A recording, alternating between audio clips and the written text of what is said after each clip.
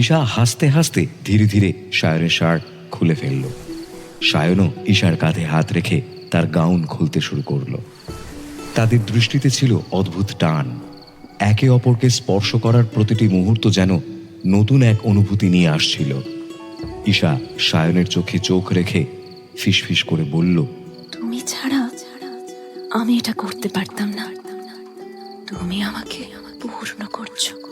সায়ন ঈশার চুলে হাত বুলিয়ে বলল, তুমি তো আমাকে জীবন দিয়েছ, তোমায় ছাড়া আমি আজ শূন্য হয়ে যেতাম।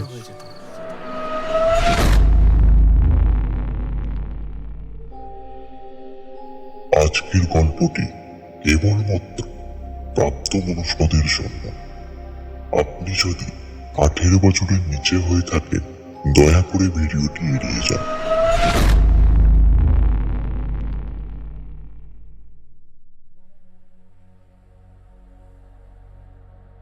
2023 সালের জুন মাস। স্থান অরিন্দম বসুর বাড়ি। সময় সকাল 8টা।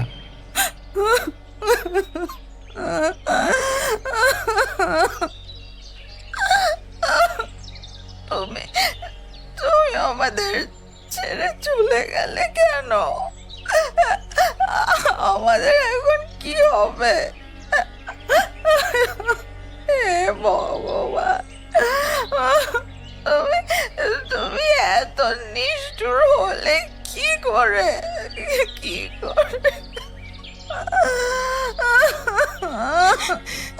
বাবা, তুমি আমাদের ছেড়ে চলে গেলে কেন?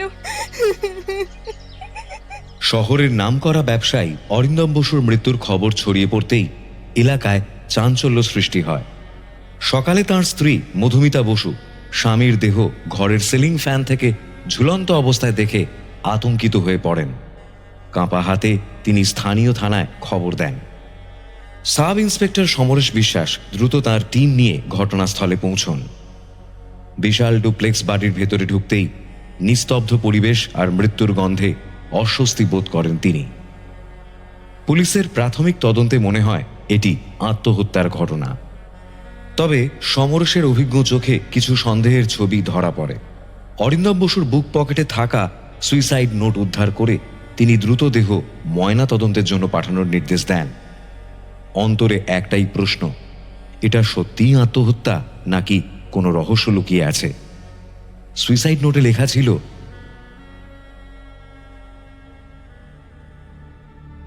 প্রিয়, আমি স্বীকার করছি জীবনে আমি অনেক ভুল করেছি।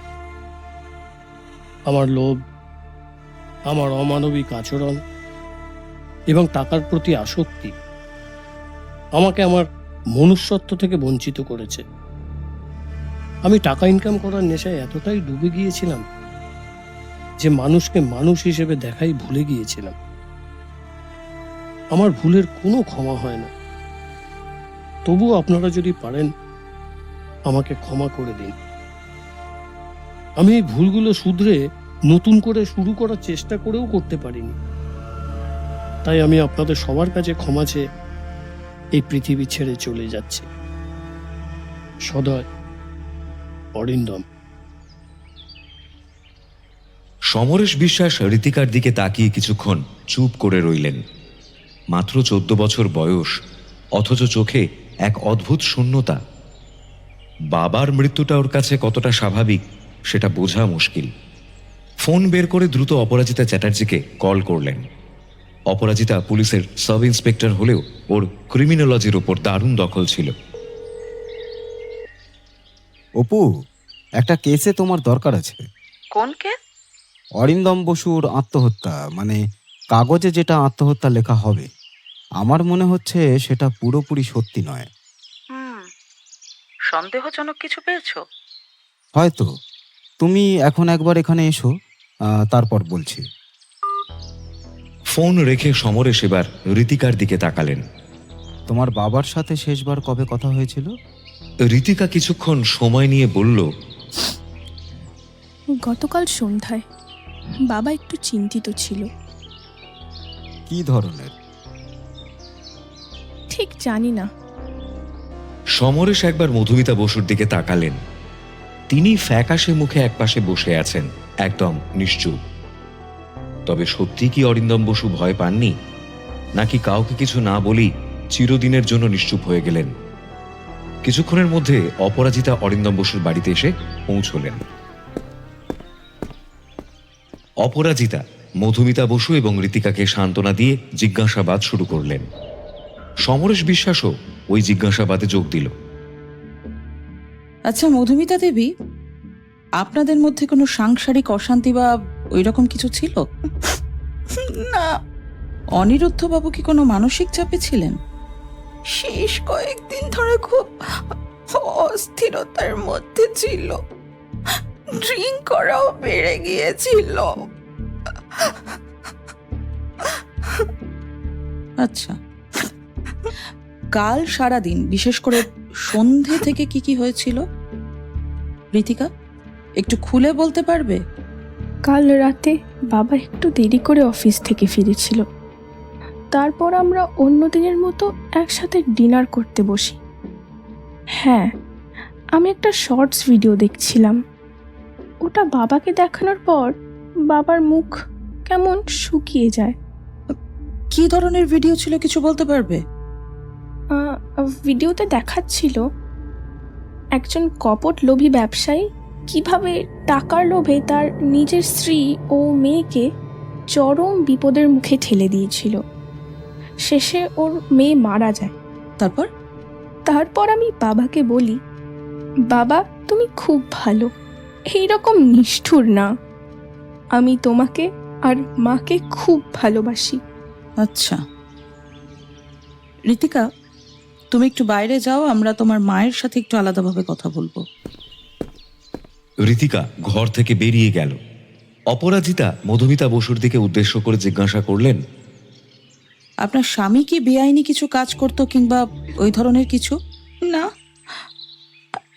আমার সেই রকম কিছু জানা নেই, তবে খুব কঠোর প্রকৃতির মানুষ ছিল। অফিসে কর্মচারীদের সাথে ভালো ব্যবহার করতো না। আচ্ছা, আপনি একটু মনে করে বলতে পারবেন লাস্ট 1-2 মাসে অরিন্দম বাবুর মধ্যে কিছু নতুন পরিবর্তন দেখতে পেয়েছেন কিনা? মানে ব্যবহার, নতুন জায়গায় যাওয়া, নতুন কারোর সাথে সম্পর্ক তৈরি করা, কিংবা আপনাকে এড়িয়ে কারোর সাথে ফোনে কথা বলা? না, সেই রকম তো কিছু মনে পড়ছে না। আপনার স্বামীর বিবাহ বহির্ভূত কোনো সম্পর্ক? এসব আপনারা কি বলছেন?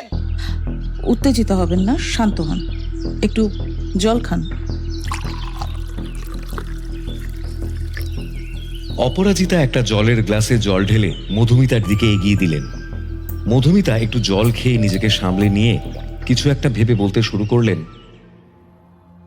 আজ থেকে প্রায় 2 মাস আগে একদিন রাতে আমরা শুয়েছিলাম। ও মোবাইলে কিছু একটা দেখছিল, তারপর হঠাৎ উঠে বসে, কিন্তু কিছু একটা ভেবে আবার শুয়ে পড়ে। তার 4-5 দিন পর আমাকে একা দেখে বলে, আমার একবার সাইকোলজিস্টকে দেখানোর দরকার আছে। আমি কথাটাকে গুরুত্ব না দিয়ে হেসে উড়িয়ে দিই।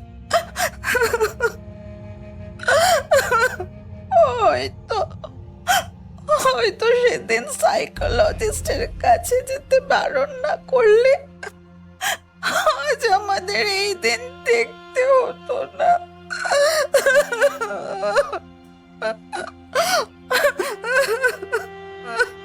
অপরাজিতা মধুমিতা বসুর হাত ধরে ওনাকে সান্ত্বনা দেন। ততক্ষণে সমরেশ বিশ্বাসের হঠাৎ চোখ পড়ে টেবিলে রাখা একটা ডায়েরিতে। ডায়েরিটা হাতে নিতে ওর ভেতর থেকে একটা ভিজিটিং কার্ড পড়ে যায়। ভিজিটিং কার্ডে লেখা ছিল, নতুন আশা, ঈশা রায়, থেরাপি সাইকোলজিস্ট, মোবাইল নাম্বার আর ঠিকানা লেখা ছিল। সমরেশ বিশ্বাস ডায়েরিটি খুলে পড়তে শুরু করলেন। এটা অরিন্দম বসুর ক্যালেন্ডার ডায়েরি। ডায়েরিটি পড়ে জানতে পারেন যে অরিন্দম বসুর শেষ 1.5 মাস ধরে সাইকোলজিস্ট ঈশা রায়ের কাছে থেরাপি নিতে যেতেন। সমরেশ মধুমিতার দিকে উদ্দেশ্য করে বললেন, আপনার স্বামী থেরাপি নিতেন, আপনাদের হয়তো বলেননি। মধুমিতা কথাটা শুনে বাকরুদ্ধ হয়ে গেল। সমরেশ অপরাজিতার দিকে উদ্দেশ্য করে বললেন, অপু, আমাদের আর এখানে বিশেষ কিছু কাজ নেই, থানায় চলো।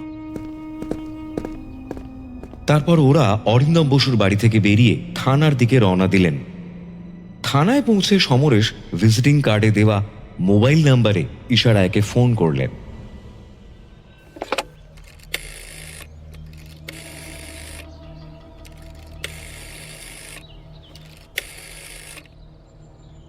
হ্যালো, ইশারায় কথা বলছেন?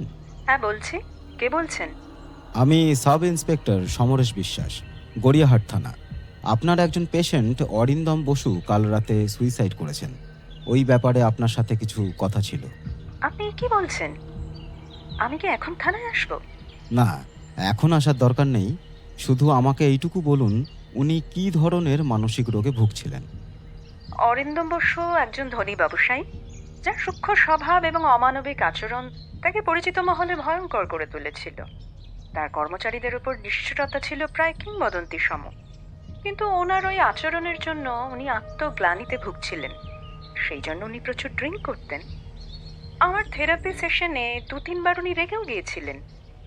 কিন্তু ওনার আচরণে আমার কখনো মনে হয়নি যে উনি আত্মহত্যা করবেন। ধন্যবাদ। আমাদের ইনভেস্টিগেশনে আবার যদি প্রয়োজন হয় তাহলে আমি আপনাকে আবার ফোন করব, অথবা আপনাকে থানায় ডাকবো। অবশ্যই, আমি আপনাদের এই ইনভেস্টিগেশনে সাহায্য করবার জন্য যথাসাধ্য চেষ্টা করব। ওকে, এখন তাহলে ফোন রাখছি। ওকে, বাই। 2-3 দিন পরে সমরেশ বিশ্বাস অরিন্দম বসুর পোস্টমর্টেম রিপোর্ট হাতে পান।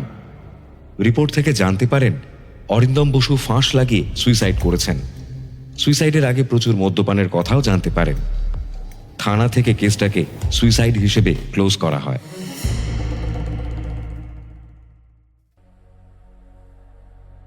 সেই ঘটনার 3-4 মাস পেরিয়ে গেছে।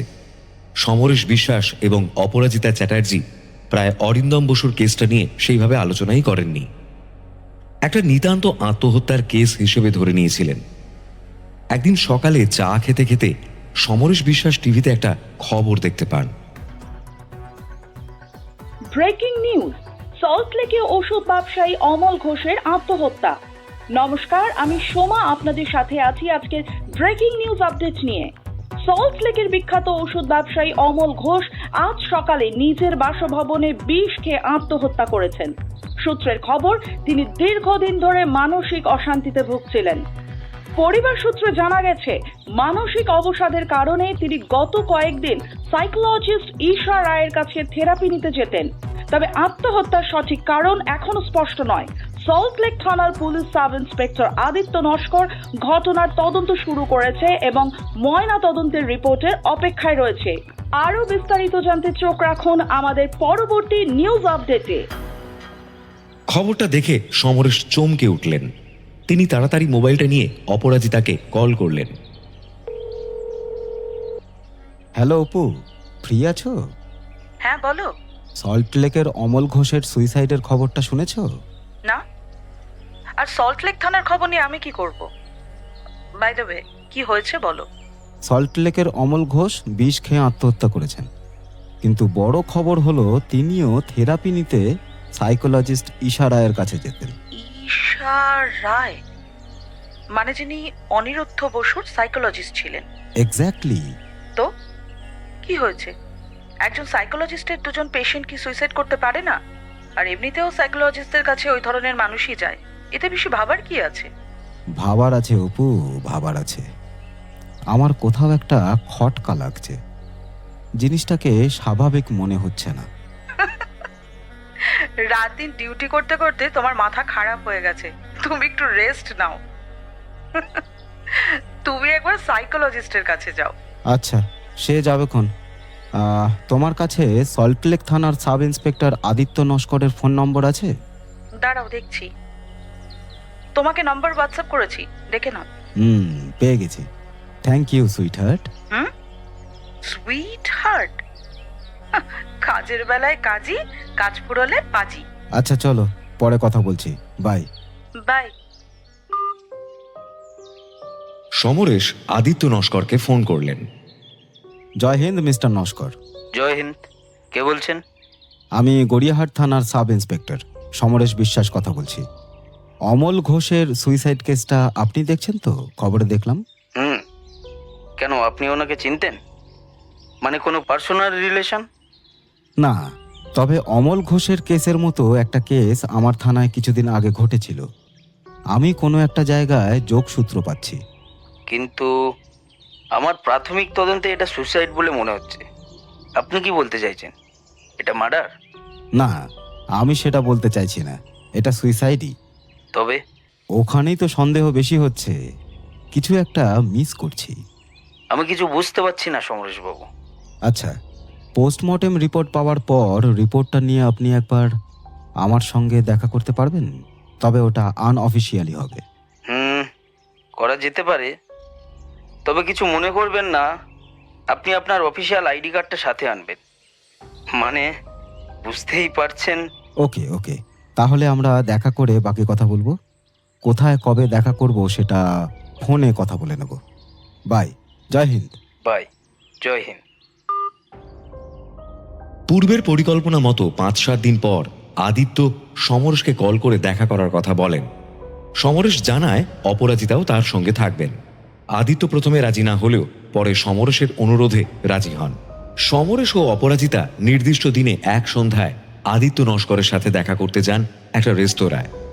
সমরেশ ও অপরাজিতা আদিত্য নস্করকে নিজেদের পুলিশ আইডি কার্ড দেখিয়ে পরিচয় দেন। তারপর সবাই রেস্তোরাঁর একটা বন্ধ কেবিনে সুইসাইড কেসগুলো নিয়ে আলোচনা শুরু করেন। থ্যাংক ইউ আদিত্যবাবু, আমাদের সাহায্য করার জন্য। Your welcome.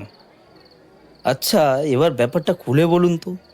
আপনার কথা আমি কিছুই বুঝতে পারছি না। এই দেখুন, পোস্টমর্টম রিপোর্টে পরিষ্কার লেখা আছে ভিকটিম বিষ খেয়ে আত্মহত্যা করেছে, আর আপনিও সেদিন স্বীকার করেছেন যে এটা আত্মহত্যাই। তাহলে মশাই সমস্যাটা কোথায়? আমি কিছুই বুঝতে পারছি না।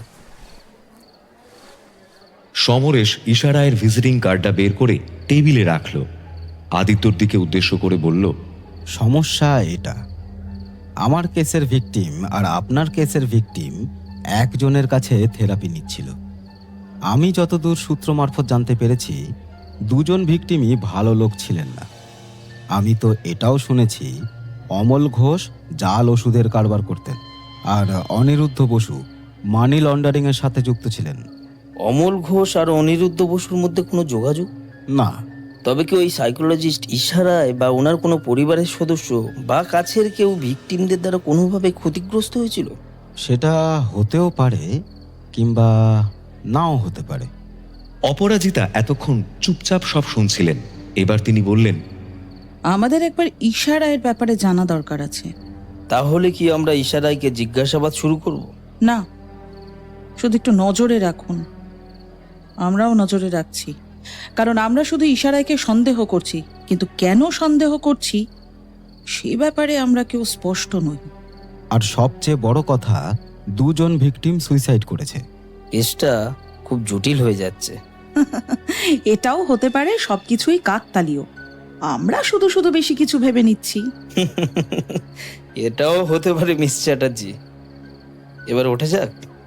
হ্যাঁ, রাত হয়ে গেল। থ্যাংক ইউ আদিত্যবাবু, আমাদের সময় দেওয়ার জন্য। Thank you. You're most welcome. আমি কোনো খবর পেলে আপনাদের অবশ্যই জানাবো। সেদিনকার মতো সবাইকে বিদায় জানিয়ে রেস্তোরাঁ ছেড়ে নিজেদের বাড়ির পথে রওনা দিলেন। সেদিন রাতে আদিত্য নস্করের মাথার মধ্যে সবকিছু জটলা বেঁধে যেতে থাকে। তারপর কয়েক মাস কেটে গেছে। 2024 সালের মার্চ মাসের একদিন সকালে অপরাজিতা ফেসবুকে একটা পোস্ট দেখে চমকে উঠলেন। বিখ্যাত চিত্র পরিচালক অয়ন মুখার্জি মদ্যপ অবস্থায় দমদমের ফ্ল্যাট থেকে গভীর রাতে ঝাঁপ দিয়ে আত্মহত্যা করেছেন। অপরাজিতা একটু পরে 2-1জনকে ফোন করে জানতে পারেন অয়ন মুখার্জি কিছুদিন ধরে মানসিক অবসাদে ভুগছিলেন। তিনি সেই কারণে হয়তো আত্মহত্যার পথ বেছে নিয়েছেন। কিন্তু অপরাজিতা যে ইনফরমেশনটা পেয়ে চমকে ওঠেন সেটা হলো অয়ন মুখার্জিও ঈশা রায়ের কাছে থেরাপি নিতে যেতেন। অপরাজিতা দমদম থানায় ফোন করে জানতে পারেন অয়ন মুখার্জির কেসটা বিধাননগর পুলিশ কমিশনার সত্যজিৎ দেবনাথ নিজে দেখছেন। অপরাজিতা সমরেশ বিশ্বাস এবং আদিত্য নস্করকে সবকিছু জানায় এবং নিজেদের মধ্যে পরিকল্পনা করে 3 দিন পরে বিধাননগর পুলিশ কমিশনার সত্যজিৎ দেবনাথের সাথে 3 জন দেখা করার জন্য রওনা দেন।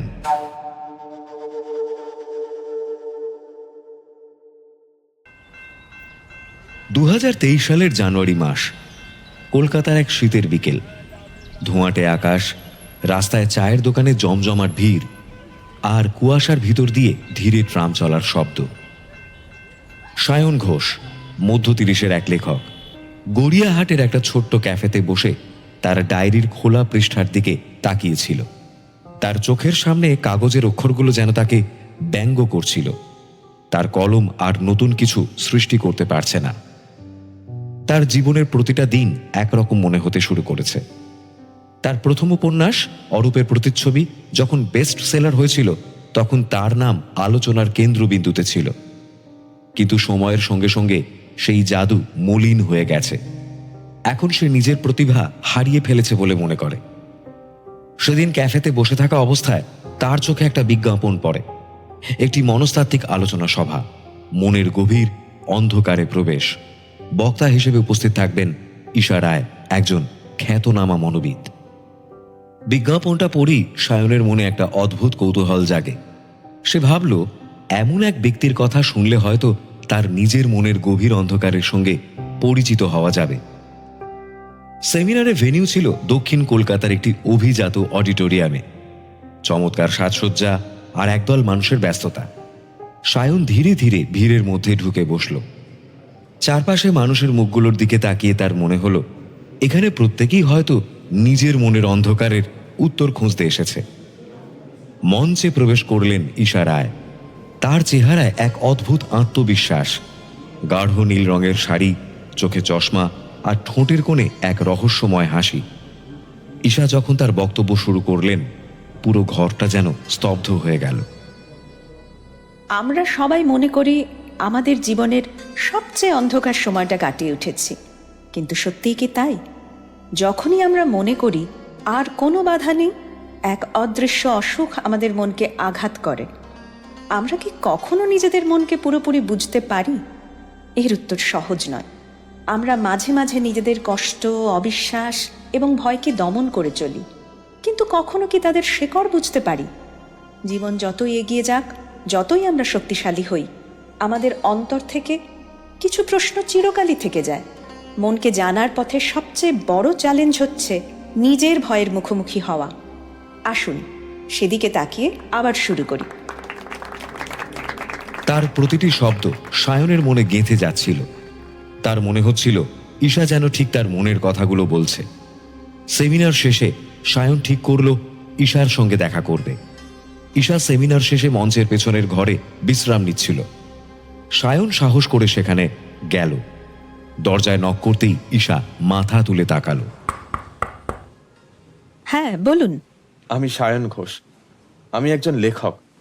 আজকে সেমিনার আমার মনে গভীর প্রভাব ফেলেছে। ঈশা তাকে বসতে বলল। তাদের কথোপকথন শুরু হলো। আপনার কথাগুলো আমার খুব কাছের মনে হয়েছে। আমি বহুদিন ধরেই জানেন আমার লেখার জন্য একটা গভীর গল্প খুঁজছি, কিন্তু আমার মনে হয় আমার নিজের ভেতরের অন্ধকারকেই এখনো পুরোপুরি বুঝতে পারিনি। ঈশা গভীর দৃষ্টিতে তাকালো, যেন সে সায়নের মন পড়তে চাইছে। তারপর বলল, আমার মতে আমরা নিজেরাই আমাদের গল্পের উৎস। আপনি কি কখনো নিজের জীবনকে সত্যিকার অর্থে দেখার চেষ্টা করেছেন? সায়ন একটু থমকে গেল। ঈশার কথাগুলো তাকে বিচলিত করছিল। আপনার যদি সময় থাকে আমার ক্লিনিকে আসুন, আমরা এ নিয়ে আলোচনা করতে পারি। কথাটা শেষ করে ঈশা তার একটা ভিজিটিং কার্ড সায়নকে দিল। ধন্যবাদ। সায়ন ঘর থেকে বেরিয়ে গেল।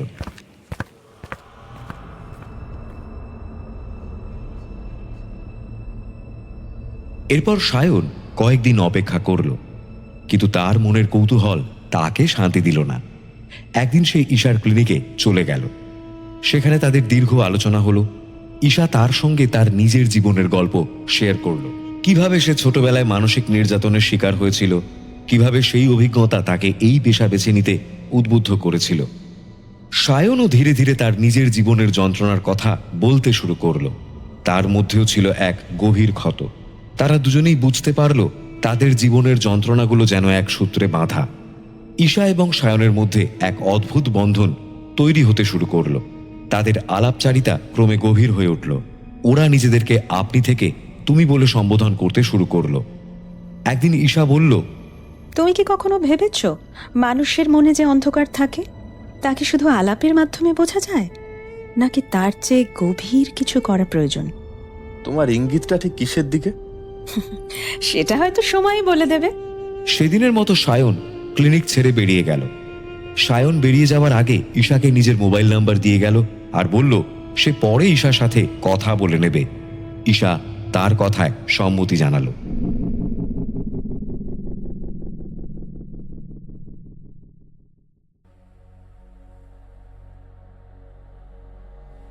ঈশাকে সায়ন যখন তার নিজের মোবাইল নাম্বার দিচ্ছিল তখন ঈশা বলেছিল তাকে ফোন করলে যেন রাত 10টার পর ফোন করে।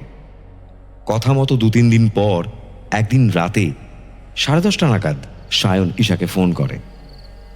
হ্যালো ঈশা, আমি সায়ন বলছি, চিনতে পারছো? হ্যাঁ বলো, কেমন আছো? ভালো আছি, তুমি কেমন আছো? আচ্ছা, এখন কি কথা বলা যাবে? ভালো আছি, বলো কি বলতে চাও? আসলে আমার পরের উপন্যাসটা নিয়ে না একটু চিন্তায় আছি।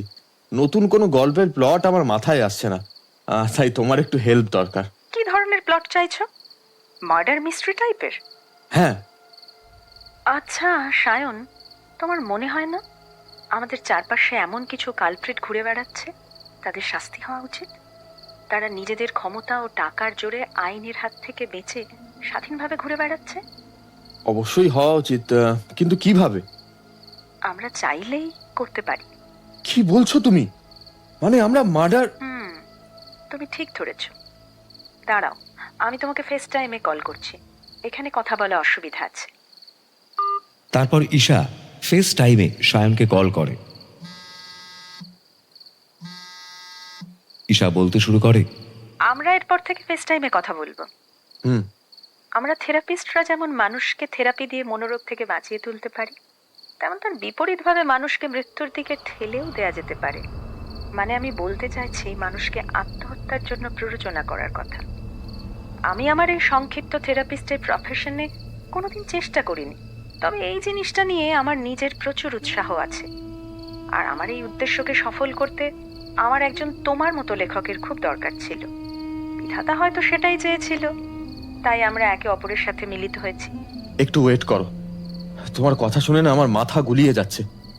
আমি একটা ভালো করে হুইস্কির পেগ বানিয়ে আনি, তুমি প্লিজ লাইনে থেকো।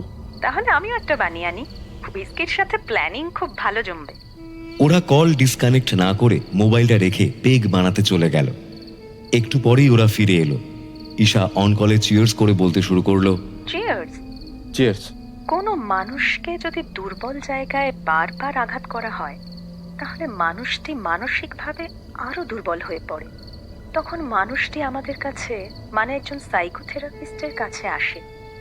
আমরা সেই দুর্বল জায়গাগুলো খুঁজে তাকে মানসিকভাবে সুস্থতার দিকে নিয়ে যাই এবং তার মনকে পরিস্থিতির সঙ্গে লড়াই করবার জন্য শক্তিশালী করে তুলি। কিন্তু আমাদের কেসে আমরা আমাদের টার্গেটকে থেরাপির মাধ্যমে, আসলে রিভার্স থেরাপির মাধ্যমে আরো দুর্বল করে তুলব এবং তাকে আত্মহত্যার জন্য প্ররোচিত করব। এবং আমার বিশ্বাস সে ঠিক আত্মহত্যার পথ বেছে নেবে। কিন্তু আমার মনে দুটো প্রশ্ন আছে। প্রথম, আমার এখানে কি ভূমিকা? আমি তো থেরাপিস্ট না। আর দ্বিতীয় হচ্ছে, আমাদের টার্গেট তোমার কাছেই বা কেন থেরাপি নিতে আসবে? আর তুমি কি করে শিওর হচ্ছ যে আমাদের টার্গেট থেরাপি নিতে চায়? আসলে আমি আর তুমি ছাড়া আমাদের আরেকজনকে প্রয়োজন, একজন ডিজিটাল মার্কেটিং এক্সপার্ট। আমরা তাকে ফ্রিল্যান্সার ওয়েবসাইট থেকে হায়ার করব। প্রত্যেকবারের জন্য আলাদা আলাদা ফ্রিল্যান্সার, অন্য দেশ থেকে, যারা বাংলা বুঝতে পারে না। ঈশা একটু থেমে হুইস্কির গ্লাসে চুমুক দিল, একটা সিগারেট ধরিয়ে আবার বলতে শুরু করলো, প্ল্যানটা মন দিয়ে শোনো।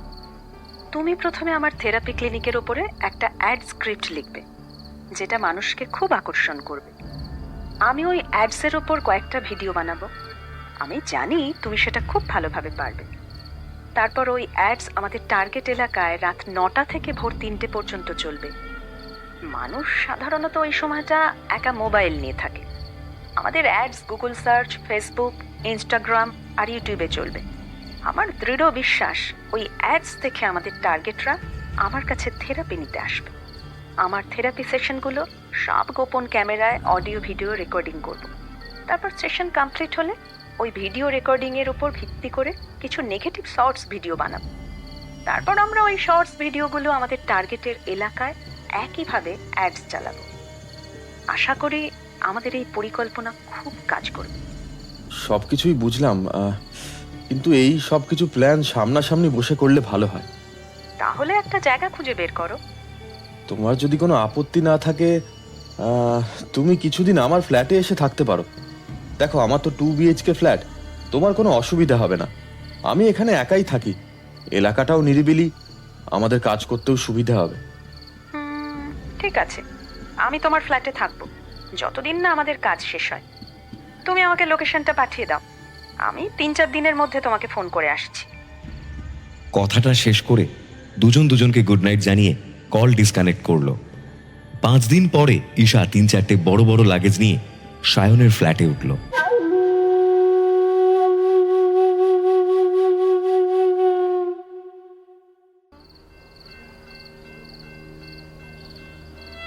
কলকাতার গড়িয়াহাটের এক পুরনো ফ্ল্যাটের ব্যালকনিতে বসে চা খাচ্ছিল সায়ন এবং ঈশা।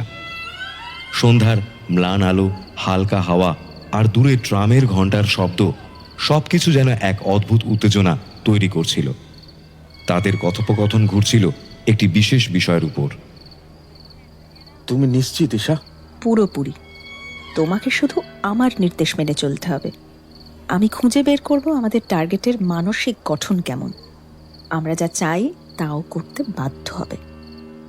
সায়ন কিছু না বলে ঈশার চোখের দিকে তাকিয়ে রইল।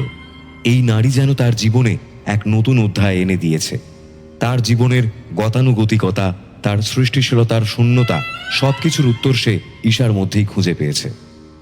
অরিন্দম বসু একজন ধনী ব্যবসায়ী, যার রুক্ষ স্বভাব এবং অমানবিক আচরণ তাকে পরিচিত মহলে ভয়ঙ্কর করে তুলেছিল।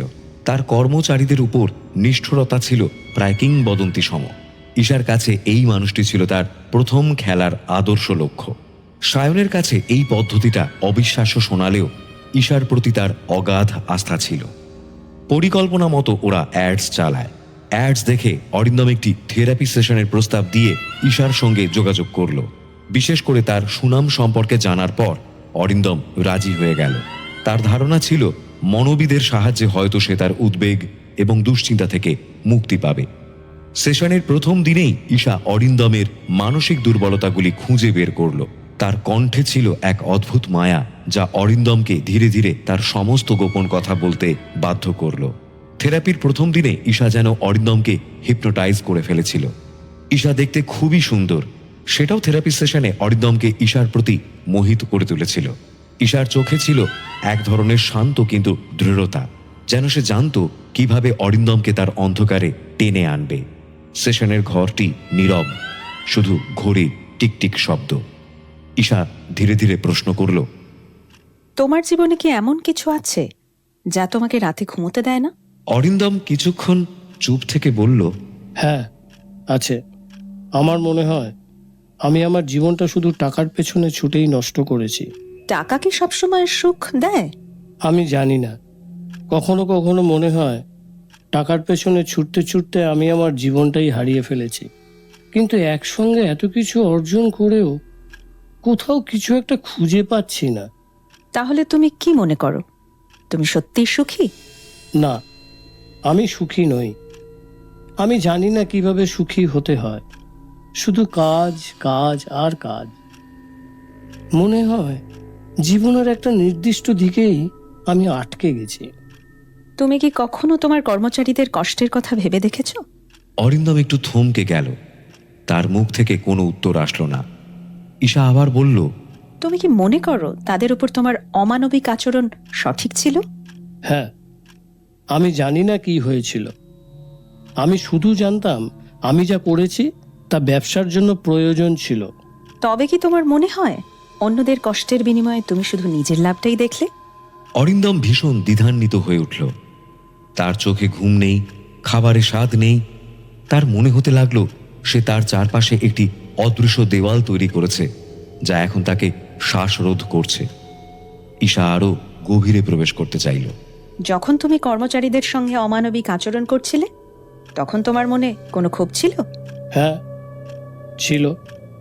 আমি জানতাম তারা কাজ করতে জানে না, কিন্তু আমি তাদের এত কিছু শিখিয়ে দিয়েও মনে হয়েছিল তারা কখনোই আমার মানদণ্ডের প্রতি আগ্রহী নয়। তাহলে তুমি কি মনে করো তারা শুধুই তোমার অধীনস্থ? তাদের কোনো অনুভূতির কোনো প্রয়োজন নেই? কখনো কখনো মনে হয় আমি শুধু সফল হতে চাইছিলাম, কিন্তু এখন তুমি যদি আমাকে জিজ্ঞাসা করো, আমি জানি না আমি কি চেয়েছি। তোমার জীবন কি তোমার নিজের কাছে অর্থবহ মনে হয়? যদি না হয় তবে তার পরিবর্তনের দায় কার? এই প্রশ্নটা যেন অরিন্দমের মনে একটি বিষাক্ত বীজ বপন করল। সে পুরো রাত এই কথাগুলো ভেবে কাটালো। তার অপরাধ বোধ তাকে গ্রাস করছিল। ঈশা একটানা তার অনুভূতিগুলোর দিকে আঙুল তুলতে শুরু করেছিল, আর অরিন্দম ক্রমশ ভেঙে পড়ছিল। ঈশার প্রতিটি প্রশ্ন তার আত্মসমালোচনার দরজা খুলে দেয়, আর অরিন্দম সেই দরজার পেছনে মৃদু সুরে গুটিয়ে যাচ্ছিল। সেদিন রাতে অরিন্দমের 14 বছরের মেয়ে ঋতিকা ডিনার টেবিলে বসে অরিন্দমকে একটা ভিডিও দেখায়। ওটা একটা শর্টস ভিডিও ছিল। আসলে ওই ভিডিওটা ঈশা ও সায়নের অ্যাডস ভিডিও। ভিডিওটিতে দেখাচ্ছিল একজন কপট লোভী ব্যবসায়ী কিভাবে টাকার লোভে তার নিজের স্ত্রী ও মেয়েকে চরম বিপদের মুখে ঠেলে দিয়েছিল। শেষে ওর মেয়ে মারা যায়। ভিডিওটির শেষে সঞ্চালক বলছিল, এই রকম লোভী মানুষদের এই পৃথিবীতে বেঁচে থাকা উচিত নয়। ভিডিওটি শেষ হতে ঋতিকা বলে ওঠে, বাবা তুমি খুব ভালো, এইরকম নিষ্ঠুর না। আমি তোমাকে আর মাকে খুব ভালোবাসি। অরিন্দম কিছু না বলে খেয়ে উঠে চুপচাপ শুয়ে পড়ল। ওর মনে যেন চরম অপরাধ বোধ কাজ করছিল। পরবর্তী আরো কয়েকটা সেশনে ঈশা তার মনোযোগ আরো গভীরভাবে প্রবেশ করালো।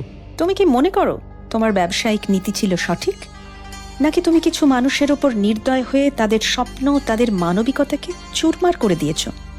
অরিন্দম চোখ বন্ধ করে বসেছিল।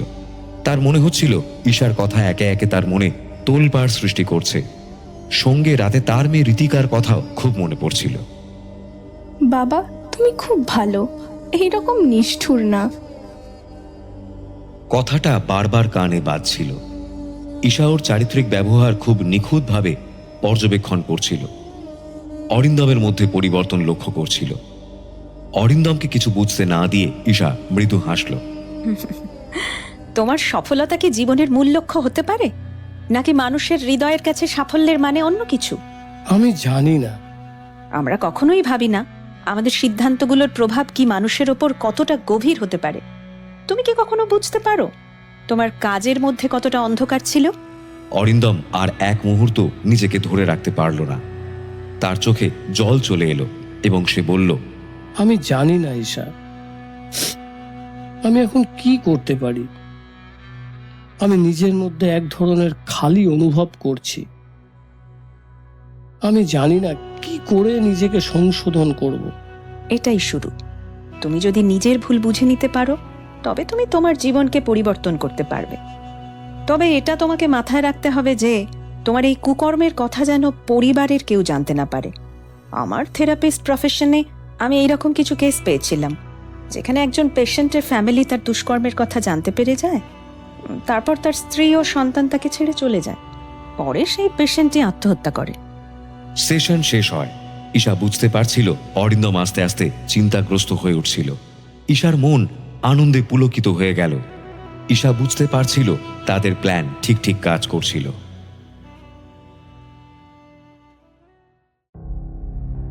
সেদিন রাতে অরিন্দম ঠিকমতো ঘুমোতে পারল না। নিজের মধ্যে প্রচুর অপরাধবোধ কাজ করছিল। রাত প্রায় 1টার দিকে যখন বাড়িতে সবাই ঘুমিয়ে পড়েছে, বিছানা ছেড়ে উঠে সে ফ্রিজ থেকে মদের বোতলটা বের করে বারান্দায় চলে এলো। বারান্দায় বসে একা একা মদ আর সিগারেট খেতে লাগলো। হাতে মোবাইলটা নিয়ে ইউটিউবে শর্টস দেখতে লাগলো। কিছুক্ষণ পরপর ঈশা আর সায়নের অ্যাডসের শর্টসগুলো আসতে লাগলো। ভিডিওগুলো দেখে ওর মন আরও অনুশোচনায় ভারাক্রান্ত হয়ে উঠল। রাত 3টে নাগাদ সে ঘুমোতে গেল। পরের দিন অফিসে একটু দেরি করেই পৌঁছেছিল। অফিস পৌঁছে দেখে তার অফিসের একজন স্টাফের পদত্যাগপত্র তার টেবিলে পড়ে আছে। পদত্যাগপত্রটি পড়ে অরিন্দম নিজেকেই দোষারোপ করছিল। আসলে ওই কর্মচারীকে সায়ন তার বন্ধুদের সাথে যোগাযোগ করে অন্য একটা কোম্পানিতে বেশি বেতনের চাকরির ব্যবস্থা করে দিয়েছিল। সেদিন অনেক রাত করে অরিন্দম বাড়ি ফিরল। সে নেশায় চুর হয়েছিল। পরের দিন সকালে খবর এলো অরিন্দম বসু তার নিজের বাড়িতে একটি চিঠি লিখে আত্মহত্যা করেছে। পরের দিন দুপুরে ঈশার কাছে একটা অপরিচিত নাম্বার থেকে ফোন আসে। হ্যালো, ঈশা রায় কথা বলছেন? হ্যাঁ বলছি, কে বলছেন? আমি সাব ইন্সপেক্টর সমরেশ বিশ্বাস, গড়িয়াহাট থানা। আপনার একজন পেশেন্ট অরিন্দম বসু কাল রাতে সুইসাইড করেছেন। ওই ব্যাপারে আপনার সাথে কিছু কথা ছিল। আপনি কি বলছেন? আমি কি এখন থানায় আসবো? না, এখন আসার দরকার নেই। শুধু আমাকে এইটুকু বলুন, উনি কি ধরনের মানসিক রোগে ভুগছিলেন? অরিন্দম বসু একজন ধনী ব্যবসায়ী, যার সূক্ষ্ম স্বভাব এবং অমানবিক আচরণ তাকে পরিচিত মহলে ভয়ঙ্কর করে তুলেছিল। তার কর্মচারীদের উপর নিষ্ঠুরতা ছিল প্রায় কিংবদন্তি সম। কিন্তু ওনার ওই আচরণের জন্য উনি আত্মগ্লানিতে ভুগছিলেন। সেই জন্য উনি প্রচুর ড্রিঙ্ক করতেন। আমার থেরাপি সেশনে 2-3 বার উনি রেগেও গিয়েছিলেন, কিন্তু ওনার আচরণে আমার কখনো মনে হয়নি যে উনি আত্মহত্যা করবেন। ধন্যবাদ। আমাদের ইনভেস্টিগেশনে আবার যদি প্রয়োজন হয় তাহলে আমি আপনাকে আবার ফোন করব, অথবা আপনাকে থানায় ডাকবো। অবশ্যই, আমি আপনাদের এই ইনভেস্টিগেশনে সাহায্য করবার জন্য যথাসাধ্য চেষ্টা করব। ওকে, এখন তাহলে ফোন রাখছি। ওকে, বাই। সায়ন ঈশার পাশে দাঁড়িয়েছিল। সে ঈশার মুখের দিকে তাকালো।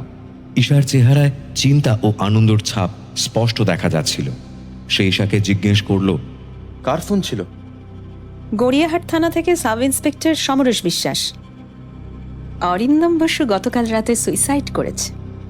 পুলিশের কথা শুনে সায়ন একটু চমকে গেল, কিন্তু ঈশা সায়নের হাত ধরে তাকে ভরসা দিল যে কোনো অসুবিধে নেই।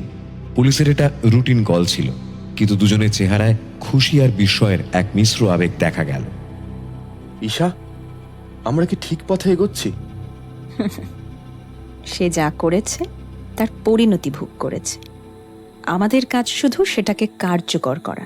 ঈশা তার ডায়েরি খুলে একটি নাম লিখল, অমল ঘোষ। সায়ন অবাক হয়ে জিজ্ঞাসা করল, নতুন লক্ষ্য? প্রতিটা অপরাধীরই একদিন তার অন্ধকারের মুখোমুখি হতে হবে। আমরা শুধু তাদের সামনে আয়না ধরার কাজটা করছি। অমল ঘোষ একজন প্রভাবশালী ব্যবসায়ী, যে নকল ওষুধের কারবার চালিয়ে বহু মানুষের জীবন ধ্বংস করেছেন। তার প্রতারণার জালে আটকে অসংখ্য সাধারণ মানুষ তাদের প্রিয়জনকে হারিয়েছে। এই নামটাই তাদের পরবর্তী লক্ষ্য। ঈশা ও সায়ন তাদের পরিকল্পনা মতো অমল ঘোষকে নিজেদের জালে ফেলে ও তাকে আত্মহত্যার পথে ঠেলে দেয়। ঠিক একইভাবে ওদের পরের টার্গেট হয় বিখ্যাত চিত্র পরিচালক অয়ন মুখার্জি, যিনি মহিলাদের সিনেমায় সুযোগ দেওয়ার নাম করে শোষণ করতেন।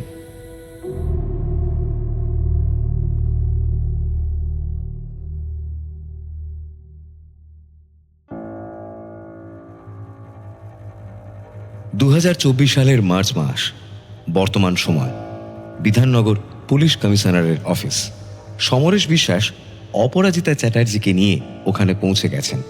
ওনারা আদিত্য নস্করের জন্য অপেক্ষা করছিলেন। কিছুক্ষণের মধ্যে আদিত্য নস্করও ওখানে পৌঁছন।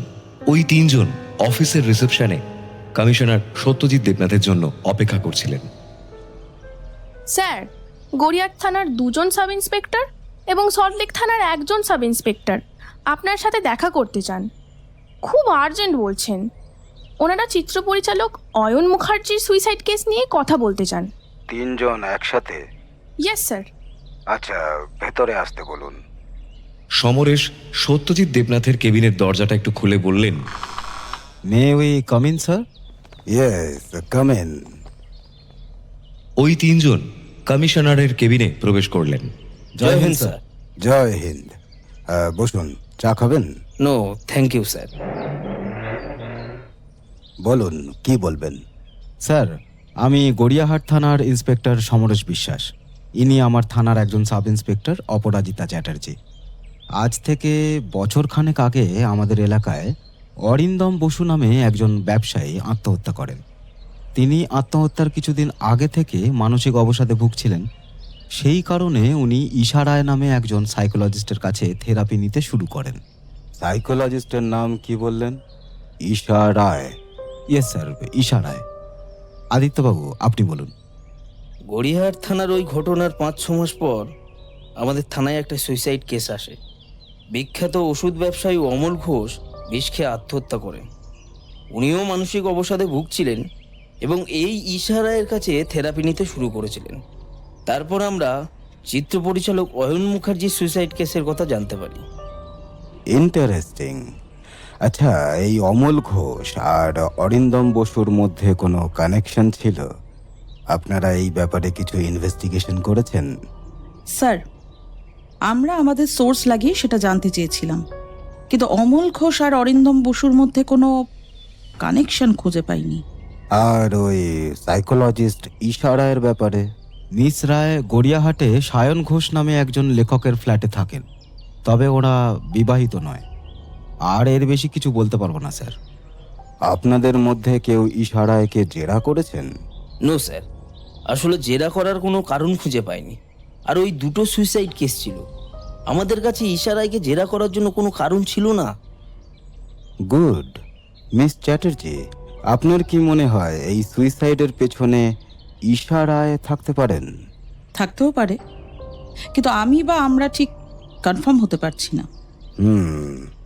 আমাদের একজন ক্রিমিনোলজিস্টের সাহায্যের দরকার আছে। স্যার, আমি ক্রিমিনোলজি নিয়ে পড়াশোনা করেছি। Very good. তাহলে আপনি আপাতত বাকি সব কাজ সমরেশ বাবুকে হ্যান্ডওভার করে এই কাজে লেগে পড়ুন, আর আদিত্য বাবুকে কাজের আপডেট দেবেন। আমি আপনাদের কমিশনারের সাথে কথা বলে নেব। Okay sir, I will. Aditya বাবু, আপনি কাল থেকে এখানে রিপোর্ট করবেন। আর সমরেশ বাবু, আপনি আপাতত গড়িয়াহাট থানায় থাকুন আর সায়ন এবং ঈশার ওপর নজরদারি বাড়ান, আর আদিত্য বাবুকে আপডেট দেবেন। Okay sir. তাহলে আজকে আপনারা আসুন। By the way, thanks to all. তিনজন চেয়ার ছেড়ে উঠে দাঁড়ায়, একসাথে স্যালিউট করে কমিশনারের অফিস থেকে বেরিয়ে যায়।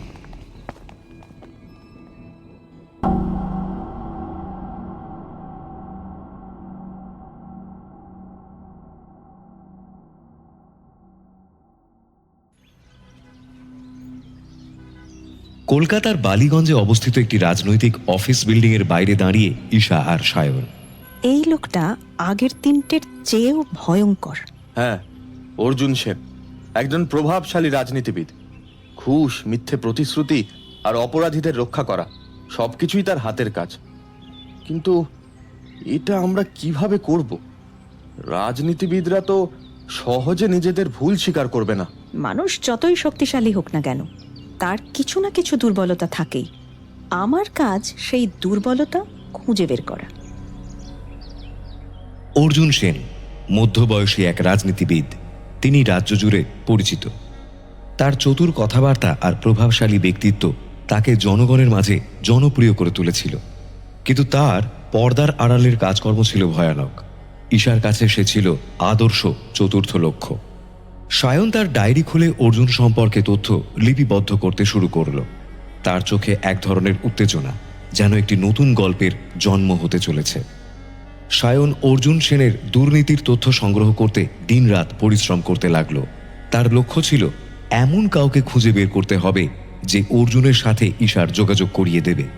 অনেক খোঁজাখুঁজির পরে সায়ন জানতে পারল অর্জুনের সব থেকে বিশ্বস্ত এবং কাছের মানুষ শেখরের ব্যাপারে। শেখর শুধু অর্জুনের ডান হাতই নয়, তার অনেক গোপন কাজের সহযোগীও। তবে শেখরের একটা দুর্বলতা ছিল, সুন্দরী মহিলাদের প্রতি তার অসীম আকর্ষণ। এই তথ্য সায়ন ঈশাকে জানালো।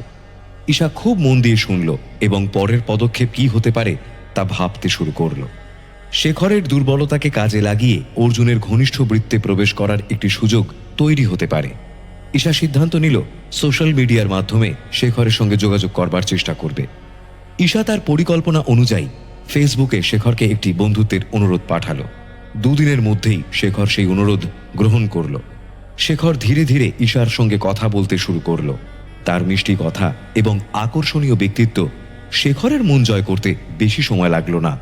কথা বলতে বলতে শেখর নিজের কাজ এবং অর্জুন সেনের বিষয় অনেক কিছু প্রকাশ করতে লাগলো। ঈশা একজন মনস্তত্ত্ববিদ হওয়ার সুবাদে সে ভালো করেই জানত কি করে তথ্য বের করতে হয়, এবং তাও শেখরের মতো একজন চুনোপুটির কাছ থেকে। ঈশাও শেখরের কাছ থেকে জানতে পারে অর্জুন সেন মাঝে মাঝে খুব ইমোশনাল হয়ে পড়ে, মানসিক অবসাদ আছে। ঈশা ঠিক এই জায়গাটাই খুঁজছিল। সে শেখরকে বলল অর্জুন সেনকে নিয়ে তার ক্লিনিকে আসার জন্য। শেখরের প্রস্তাবে অর্জুন সেন প্রথমে বিষয়টি নিয়ে সন্দিহান ছিলেন, কিন্তু নিজের মানসিক শান্তির জন্য রাজি হয়ে গেলেন। অবশেষে অর্জুন সেন উপস্থিত হলেন ঈশার ক্লিনিকে। প্রথম সেশনেই ঈশা তার গভীর পর্যবেক্ষণ ক্ষমতা দিয়ে বুঝতে পারল যে অর্জুন সেনকে বাইরে থেকে যতই কঠিন দেখাক, ভেতরে সে ততটাই ভঙ্গুর। তার কথা থেকে স্পষ্ট বোঝা গেল ক্ষমতার মোহ আর নিজের স্বার্থপরতা তাকে একা করে তুলেছে। প্রথম দিনের থেরাপি সেশন শুরু হলো সহজ এবং সাধারণ কিছু প্রশ্ন দিয়ে। ঈশার লক্ষ্য ছিল অর্জুনের মনোভাব এবং জীবনের পটভূমি সম্পর্কে একটা স্পষ্ট ধারণা তৈরি করা। আপনার রাজনৈতিক জীবনের শুরুটা কিভাবে হয়েছিল? ছেলেবেলায় বাবা গ্রাম পঞ্চায়েত ছিলেন। ওনার কাজ দেখে রাজনীতির প্রতি আকর্ষণ তৈরি হয়েছিল। আমি যখন প্রথম নির্বাচনে দাঁড়াই তখন আমার বয়স মাত্র 30। আপনার পরিবার আপনার এই সিদ্ধান্তে কিভাবে প্রতিক্রিয়া দেখিয়েছিল? আমার স্ত্রী আমাকে সবসময় সমর্থন করেছে, কিন্তু আমার সন্তানরা, আমি তাদের জন্য সময় দিতে পারিনি। আমার ব্যস্ততার জন্য আমাদের সম্পর্কটা একটু দূরত্বে চলে গেছে। আপনার সাধারণ মানুষের প্রতি আচরণ কেমন ছিল বলে আপনি মনে করেন? আমি তো সবসময় বলি মানুষের সেবা করাই আমার জীবনের উদ্দেশ্য। তবে রাজনীতিতে অনেক সময় বাস্তবতার সঙ্গে আপোষ করতে হয়। ঈশা বুঝতে পারছিল অর্জুনের কথায় সত্যের চেয়ে অজুহাতের পরিমাণ বেশি, কিন্তু সে তাড়াহুড়ো করল না। কথোপকথনের প্রতিটি বিন্দু থেকে অর্জুনের ভেতরে দ্বন্দ্ব এবং অপরাধ বোধ আরো স্পষ্ট হয়ে উঠছিল। অর্জুন বাবু, আপনার সাথে কথা বলে বোঝা যায় আপনি অত্যন্ত প্রভাবশালী মানুষ, কিন্তু আপনার ব্যক্তিগত জীবনে কি এমন কিছু আছে যা আপনাকে অস্বস্তিতে ফেলে? অর্জুন প্রথমে হেসে এড়িয়ে যেতে চেয়েছিল। অস্বস্তি? না, আমার জীবনে সব ঠিকঠাকই চলছে। ব্যস্ততা তো আছেই, কিন্তু সেটাই স্বাভাবিক। তাহলে কি বলবেন? আপনার করা প্রতিটি কাজ আপনি সঠিক বলে মনে করছেন? সঠিক ভুল নিয়ে চিন্তা করার সময়ই বা কোথায়?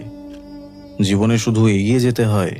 তাহলে কি এগিয়ে যাওয়ার জন্য কখনো এমন কিছু করেছেন যা অন্যের ক্ষতি করেছে? রাজনীতি খুব জটিল জায়গা, সবাইকে তো আর খুশি রাখা সম্ভব নয়।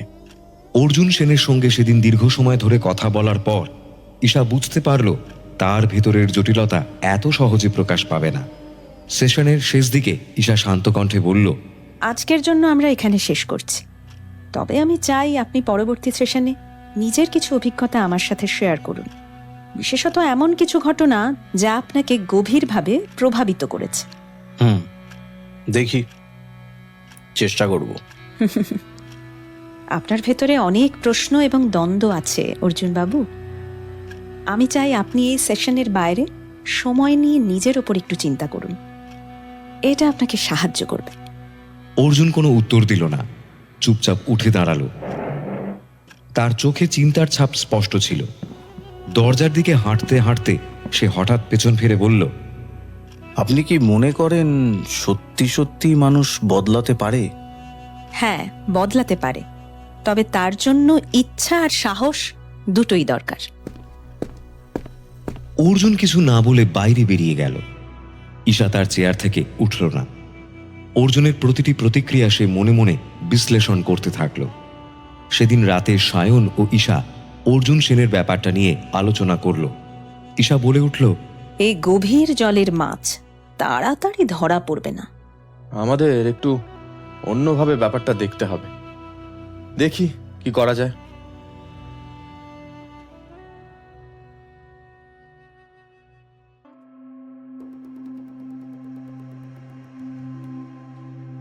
সেদিন রাতে ওরা ওদের পরিকল্পনা মতো শর্টস ভিডিও অ্যাডস চালায়, কিন্তু তারা এই কেসে খুব সন্দেহে ছিল এই ভেবে যে অর্জুন সেনকে নিজেদের জালে আটকাতে পারবে না। সায়ন ও ঈশা খুব চিন্তায় ছিল। ওরা নতুন নতুন পরিকল্পনা করতে লাগলো। সেদিন রাতে ওরা প্রথম সেশনের ভিডিওটি বারবার দেখতে লাগলো। ঈশাও নাছরবান্দা ছিল। রাতে ডিনারের সময় ঈশা বলে উঠল, যদি আমাদের পরিকল্পনা মতো কাজ না হয় তাহলে আমরা মেডিসিন ইউজ করতে পারি। এটা সম্ভব? সম্ভব। কয়েকদিন পর অর্জুন সেন আবার ঈশার কাছে থেরাপি সেশনে এলেন। প্রথমে কিছু সাধারণ কথাবার্তা, তারপর ঈশা জিজ্ঞাসা করল, আপনি ড্রিঙ্ক করেন? আমাকে একটু এই ব্যাপারে খুলে বলুন, মানে প্রত্যেকদিন না মাঝে মাঝে, বাড়িতে না বাইরে? আমি প্রায় প্রতিদিনই রাতে ড্রিঙ্ক করি। আমাদের বাড়ির ছাদে একা বসেই করি। আমার একা বসে ড্রিঙ্ক করতে ভালো লাগে, মানে একটু নিজের সাথে একান্তে সময় কাটানো। রাতে ঘুমাতে পারেন? ঘুম ভালো আসে না।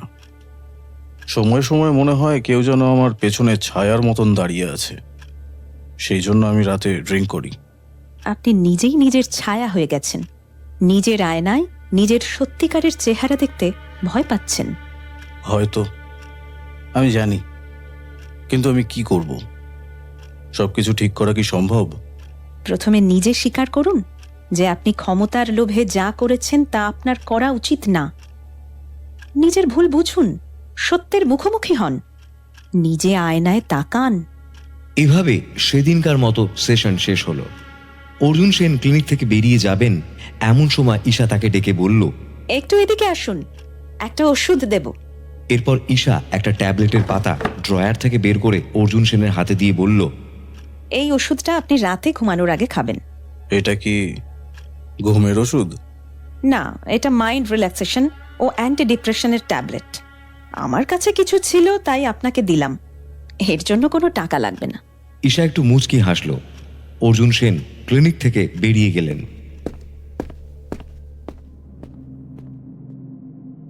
ঈশার কথাগুলো অর্জুনের মনে গভীর প্রভাব ফেলেছিল। সেদিন রাতে অর্জুন অভ্যেস মতো ছাদে মদ খেতে বসে। কিছুক্ষণ মদ খাওয়ার পর সে নিজেকেই নিজে বলতে থাকে, আমি কি পারবো? এত ভুল করেছি যে মনে হয় সব শেষ। ঈশার একটা কথা তার কানে বাজছিল। শুরুটা এখানেই। আপনার এই মনের পরিবর্তনই প্রথম পদক্ষেপ।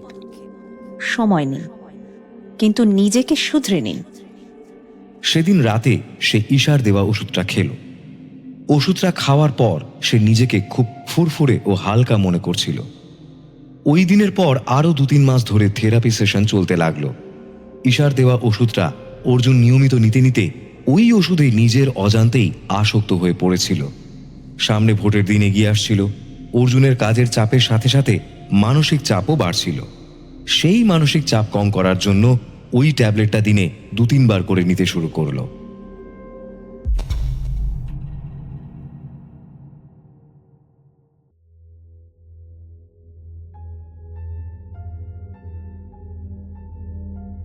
অর্জুন তার পরবর্তী সেশনের জন্য ঈশার ক্লিনিকে এলো।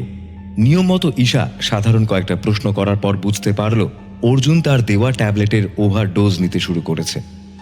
ঈশা মনে মনে স্বস্তি পেল এবং ভাবল, এবার সঠিক সময় মাছ ধরার। ঈশা তার মূল কাউন্সেলিং শুরু করলো। কিছুক্ষণ পর ঈশার সোজা সাপটা প্রশ্ন অর্জুনের গায়ে যেন কাঁটা ধরিয়ে দিল। ঈশা জিজ্ঞেস করল, তাহলে কি আপনি মনে করেন আপনার ক্ষমতার অপব্যবহার করেছেন? ক্ষমতার অপব্যবহার? না, আমি শুধু পরিস্থিতি সামলেছি। একজন রাজনীতিবিদ হিসেবে যা করা দরকার সেটাই করেছি। কিন্তু আপনার কাজের কারণে কতগুলো পরিবার ভেঙে গেছে, কখনো ভেবে দেখেছেন? এই প্রশ্নে অর্জুন থমকে গেল। তার শরীরের ভাষা বদলে গেল। চেহারায় এক ধরনের অস্বস্তি ফুটে উঠল। সে জবাব দিল, আমি কি করে জানবো? আমার কাজ হলো দেশ চালানো। মানুষের ব্যক্তিগত জীবন দেখার দায়িত্ব আমার নয়। তাহলে কি আপনি মনে করেন আপনার কোনো কাজ মানুষের জীবনে প্রভাব ফেলেনি?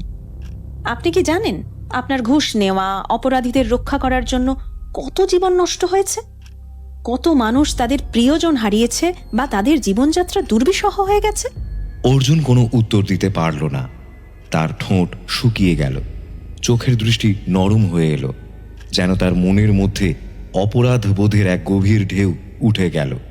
চশমাটা খুলে টেবিলে রাখল, যেন চোখের সামনে থেকে দৃষ্টিভঙ্গির এক ভার সরাতে চাইছে। আপনার কথাগুলো হয়তো ঠিক, কিন্তু আমি যা করেছি সেটাও কি সব ভুল? আমি তো শুধু আমার জায়গা রক্ষা করার চেষ্টা করেছি। সবাই তো এটাই করে।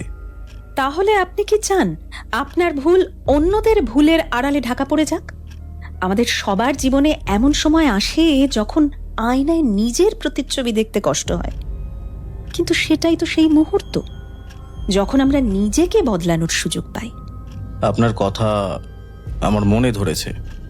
কিন্তু সহজ হবে না। আমি এমন জগতে আছি যেখানে দুর্নীতি ছাড়া টিকে থাকা যায় না। কিন্তু আপনি কি ভেবে দেখেছেন পরিবর্তন কোথা থেকে শুরু হয়? আমাদের ভেতর থেকে।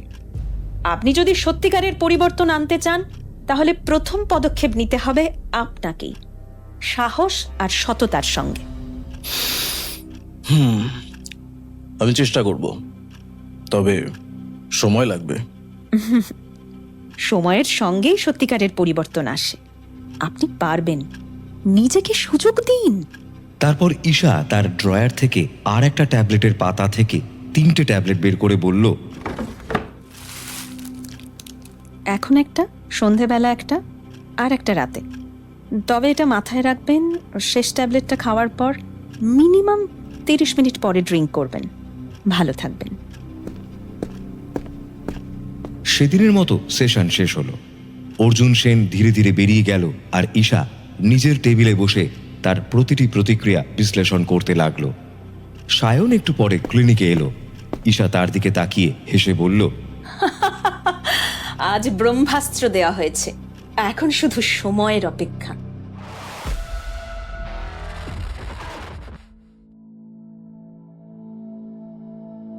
পরের দিন সকালে শেখর ফোন করে ঈশাকে বলল যে আগের দিন রাতে অর্জুন সেন প্রচুর ড্রিঙ্ক করার জন্য হার্ট অ্যাটাকে মারা গেছেন। পুলিশ ময়না তদন্তের জন্য নিয়ে গেছে। সন্ধ্যের দিকে শেখর আবার ঈশাকে ফোন করে জানায় প্রাথমিক তদন্তে পুলিশ যেটা মনে করেছিল সেটাই ঠিক, প্রচুর ড্রিঙ্ক করার জন্য হার্ট অ্যাটাকে অর্জুন সেন মারা গেছেন। ঈশা তাকে সান্ত্বনা দিয়ে ফোনটা রেখে দিল। তারপর সায়নকে ফোন করে ওদের সাকসেসের কথা জানালো।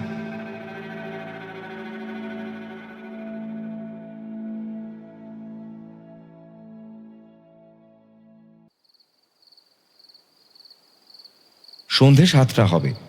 শহরের আলো ঝলমলে থাকলেও সায়নের ফ্ল্যাটে একটা গাঢ় নিস্তব্ধতা।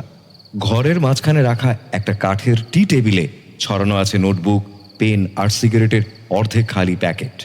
সায়ন জানলার পাশে দাঁড়িয়ে সিগারেট টানছিল আর ঈশা তার উল্টো দিকের সোফায় বসে চায়ের কাপে চুমুক দিচ্ছিল। সায়ন ঈশার দিকে তাকিয়ে জিজ্ঞেস করলো, তুমি কি নিশ্চিত ছিলে হার্ট অ্যাটাকের ব্যাপারটা নিয়ে? আমি তো কিছুই বুঝতে পারছি না। ঈশা চায়ের কাপে শেষ চুমুক দিয়ে একটা সিগারেট ধরিয়ে সায়নের পাশে দাঁড়িয়ে বলতে শুরু করলো, অর্জুন সেন যখন প্রথমবার আমার কাছে আসে তখন আমি বুঝতে পেরেছিলাম ওনাকে ইমোশনাল করে দমানো যাবে না। রাজনৈতিক নেতা, ওরা অন্যের ইমোশন নিয়ে খেলা করে। তারপর আমি নেক্সট ইলেকশনের একটা সম্ভাব্য তারিখ খুঁজে বের করলাম। দেখলাম আমাদের হাতে 3-4 মাস সময় আছে। আমি আমার একজন বন্ধু রজতকে ইমেল করলাম। রজত আমেরিকাতে অ্যান্টি ডিপ্রেশন ড্রাগ নিয়ে রিসার্চ করছে। তার কাছ থেকেই এই দুটো ওষুধের সন্ধান পাই। সব রাজনৈতিক নেতারা ভোটের আগেই সবচেয়ে বেশি ডিপ্রেশনে থাকে, তাই আমি খুব আত্মবিশ্বাসী ছিলাম ওই প্রথম ট্যাবলেটটা অর্জুন সেন ওভারডোজ নেবে। কিন্তু ওই ট্যাবলেটের একটা সাইড এফেক্ট ছিল। যদি কেউ ওটা 24 ঘন্টায় একটির বেশি নেয় তাহলে হার্ট দুর্বল হয়ে পড়তে পারে। এই সাইড এফেক্টের কথা আমি অর্জুন সেনের কাছে লুকিয়ে গিয়েছিলাম। তবে আমাদের কাছে যেটা পজিটিভ দিক ছিল সেটা হলো অর্জুন সেনের মদের প্রতি আসক্তি। ওই ড্রাগটা অ্যালকোহলের সাথে মিশলে হার্টে ব্লকেজ বাড়ায়। তাই 2-3 মাস ধরে অর্জুন সেনের হার্ট ধীরে ধীরে দুর্বল ও ব্লকেজ তৈরি হতে থাকে। শেষে যেদিন এসেছিল সেদিন আমি ব্লাড প্রেশার হাই করার একটা ওষুধ দিই, আর সেদিন অর্জুন সেন 3 বার ওষুধটা খেয়েছিল। ব্লাড প্রেশার হাই হচ্ছিল, আর যখন সে মদ খায় তখন ওর হার্টবিট হাই হতে থাকে এবং ব্লকেজ থাকায় কার্ডিয়াক অ্যারেস্ট হয়। ঈশার কথাগুলো সায়ন খুব মন দিয়ে শুনছিল। কথাটা শেষ হতেই সায়ন উত্তেজনায় বলে ওঠে, ব্রিলিয়েন্ট! সায়ন ঈশাকে জড়িয়ে ধরল। আবেগে ঈশাকে কিস করতে যাবে এমন সময় সে নিজেকে সামলে নিয়ে বলে, সরি। সায়ন একটু দূরে সরে দাঁড়ালো। প্রথম 4টি অভিযানের পর সায়ন আর ঈশার সম্পর্ক এক অদ্ভুত গভীরতায় পৌঁছেছে। তাদের একে অপরের প্রতি টান ছিল শুধু শারীরিক নয়, বরং এক ধরনের মানসিক আশ্রয়। কিন্তু তারা কোনোদিন একে অপরকে সেই কথা জানতে দেয়নি। সায়নের নিখুঁত লেখনী আর ঈশার মনস্তাত্ত্বিক কৌশল একে অপরকে সম্পূর্ণ করত। ঈশা সায়নের অবস্থার কথা বুঝতে পারছিল। সে শুধু বলল, ঠিক আছে। ঈশা রান্নাঘরের দিকে চলে গেল। রাত 9টার দিকে ওরা ডিনার করতে বসলো। ডিনার টেবিলে সায়ন হঠাৎ জিজ্ঞাসা করলো, আমরা কি করছি জানো? শিল্প সৃষ্টি করছি। ঠিক তাই। আর্টিস্টদের সবাই সবসময় ভুল বোঝে, আমাদেরও কেউ ভুলই বুঝবে। তাদের বোঝার দরকার নেই, আমরা নিজেদের কাজ জানি। তোমার লেখা পড়ে কখনো কখনো মনে হয় তুমি শুধু ঘটনা লিখছো না, তুমি আমাদের এই শিল্পকে অমর করে দিচ্ছ। তোমার পরিকল্পনা না থাকলে এই লেখা মূল্যহীন। আমরা একে অপরের জন্য তৈরি।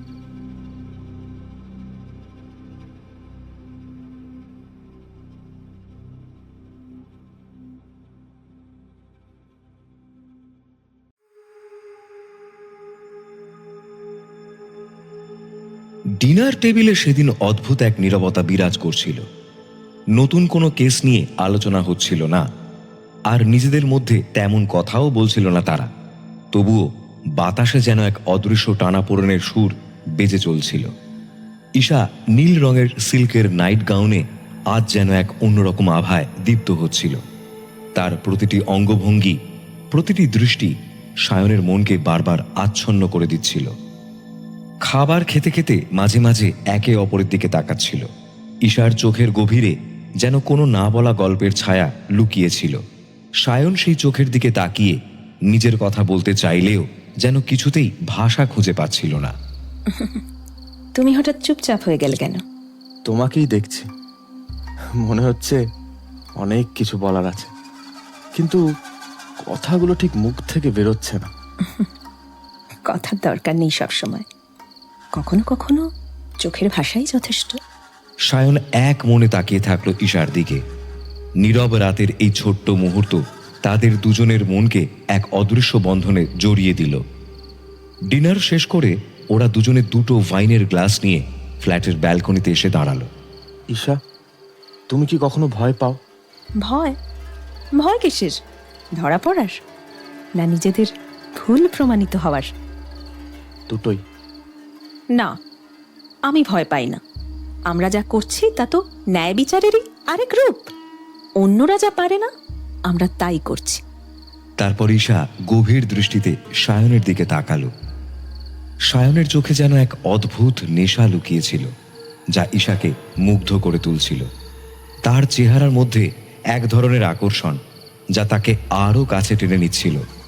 সায়ন হালকা হাসি দিয়ে বলল, কি হলো, এভাবে তাকিয়ে আছো কেন? তোমার চোখে একটা অদ্ভুত টান আছে, মনে হয় যেন কিছু বলতে চাইছো কিন্তু বলছো না। তুমি আমার মনের কথা এত সহজে বুঝে গেলে? ঈশা আর কিছু বলল না, কিন্তু তার মনের ভেতরে সায়নের প্রতি একটা অদ্ভুত টান কাজ করছিল। সায়ন ওয়াইনের বোতল থেকে দুজনের গ্লাসে আরো একটু করে ওয়াইন ঢেলে দিল। সন্ধে থেকে চলা কথোপকথন ধীরে ধীরে গভীর রাত্রের নীরবতায় মিশে যাচ্ছিল। ব্যালকনির বাইরে রাতের আকাশ যেন আরো রহস্যময় হয়ে উঠছিল। বাতাসে হালকা শীতলতা, কিন্তু তাদের মধ্যে উত্তাপ ছিল অন্যরকম। ঈশা গ্লাসটা তুলে নিয়ে সায়নের দিকে তাকালো। তার চোখে ছিল এক গভীর টান, যা অস্বীকার করা সম্ভব ছিল না সায়নের পক্ষে। সায়ন তার চোখের দিকে চেয়ে থাকলো কিছুক্ষণ, তারপর একটু হেসে বলল, আজকের রাতটা মনে রাখার মতো, তাই না? কিছু রাত জীবনে থেকে যায়, এই রাতটা হয়তো তাদের মধ্যে একটা। সায়নের ফ্ল্যাটের ব্যালকনি অন্ধকারে ডুবেছিল। বাইরে শহরের আলোগুলো ঝাপসা হয়ে আসছিল, কিন্তু তাদের মধ্যে যেন আলো জ্বলছিল। সায়ন গ্লাস নামিয়ে ঈশার দিকে এগিয়ে এলো। তার চোখের ভাষা, তার শরীরের ভঙ্গি সবকিছুই বলে দিচ্ছিল যে এই মুহূর্তের জন্য অপেক্ষা করছিল। ঈশা ধীরে ধীরে হাত বাড়িয়ে সায়নের কাঁধে হাত রাখল। তার হাতের উষ্ণতা সায়নকে আরো কাছে টেনে আনল। সায়নের মুখটা নিজের মুখের কাছে টেনে এনে ঈশা তার ঠোঁটে ঠোঁট ছুঁল। সেই মুহূর্তে সময় যেন থেমে গিয়েছিল। সায়নও হয়তো এই দিনটার জন্যই দীর্ঘদিন ধরে অপেক্ষা করছিল। তার ভেতরের অনুভূতিগুলো এখন আর বাঁধ মানছে না। সে ঈশার কোমরের চারপাশে হাত রেখে তাকে আরো কাছে টেনে নিল। দুজনের মধ্যে থাকা সব দূরত্ব যেন মুহূর্তেই মুছে গিয়েছিল। রাত গভীর হয়ে আসছিল। কিন্তু তাদের এই নতুন সম্পর্কের শুরু যেন এক অদ্ভুত অনুভূতির জন্ম দিল।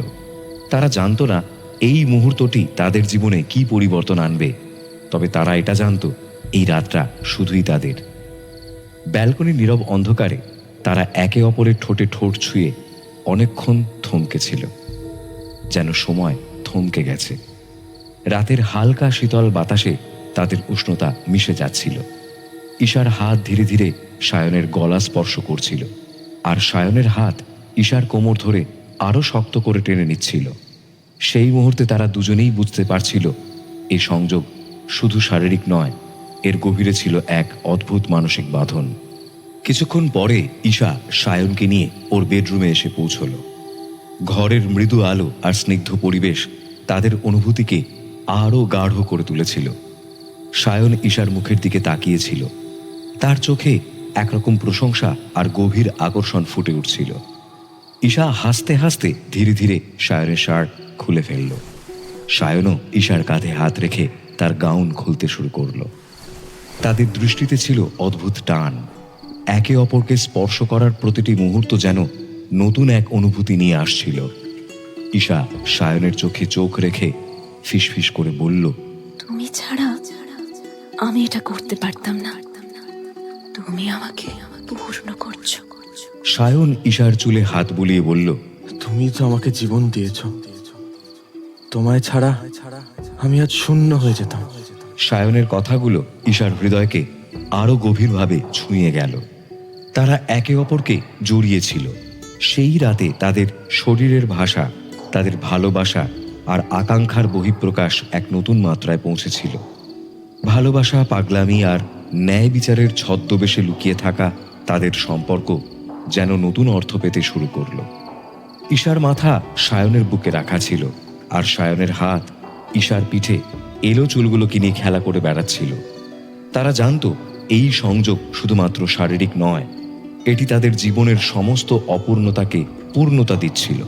তাদের ভালোবাসা যেন সমস্ত বাধা অতিক্রম করে একটি নতুন পৃথিবীর জন্ম দিচ্ছিল। সেই রাতে তারা একে অপরের মধ্যে হারিয়ে গিয়েছিল।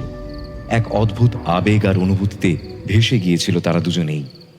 তাদের সম্পর্কের এই নতুন অধ্যায় তাদের জীবনে এক অভূতপূর্ব পরিবর্তন নিয়ে আসবে, যা তারা তখনই বুঝতে পারছিল না। তবে তারা জানতো এই রাতের মুহূর্তগুলো তাদের জন্য চিরকালীন হয়ে থেকে যাবে।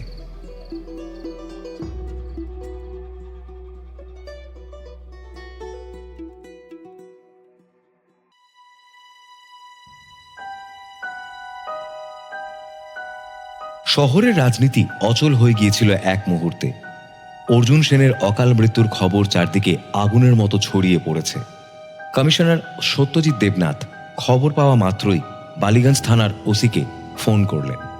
ওসি জানালেন অর্জুন সেনের মৃত্যুর কারণ হার্ট অ্যাটাক, তবে পোস্টমর্টেম রিপোর্ট এলে আরও পরিষ্কার হবে সবকিছু। কিন্তু সত্যজিৎ দেবনাথ নিশ্চিত হতে পারছিলেন না। সমরেশ একবার জানিয়েছিল অর্জুন সেন নিয়মিত ঈশা রায়ের ক্লিনিকে যেতেন, তবে কি আত্মহত্যা? কোনো ঝুঁকি না নিয়ে তিনি সমরেশকে ফোন করলেন। Hello sir. আপনি আর অপরাজিতা এক্ষুনি অফিসে আসুন, দেরি করবেন না। Okay sir.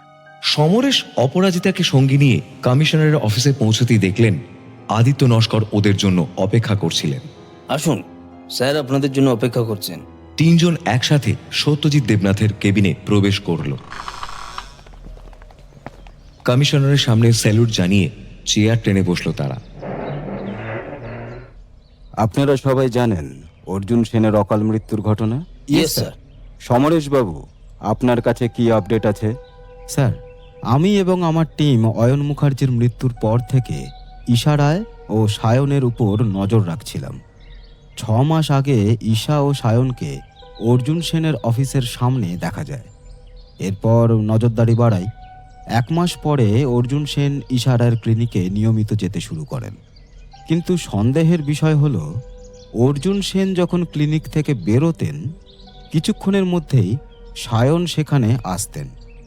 এটা সবসময় না, তবে বেশিরভাগ সময়ই ঘটেছে। ব্রিলিয়ান্ট। মিস চ্যাটার্জি, আপনার ক্রিমিনোলজি রিসার্চ কি বলছে?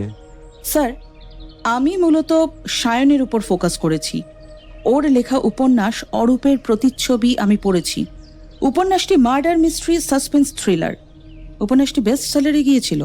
Miss Chatterjee, sorry to say, আপনি কি যা তা বলছেন? এটা কি সাহিত্য সভা চলছে? সায়নের কোনো মার্ডার মোটিভ ছিল কিনা সেটা বলুন।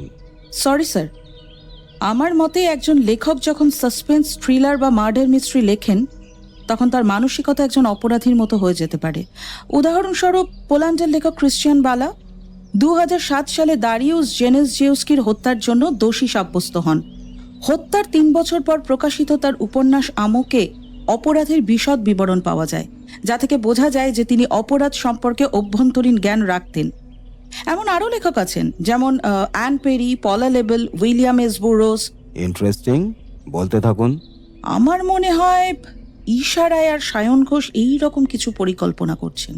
আমি ঈশার ব্যাপারে আরও খোঁজ নিয়ে জানতে পেরেছি স্যার, 2023 সালের জানুয়ারিতে ঈশা একটি মনস্তাত্ত্বিক আলোচনা সভার মুখ্য বক্তা ছিলেন।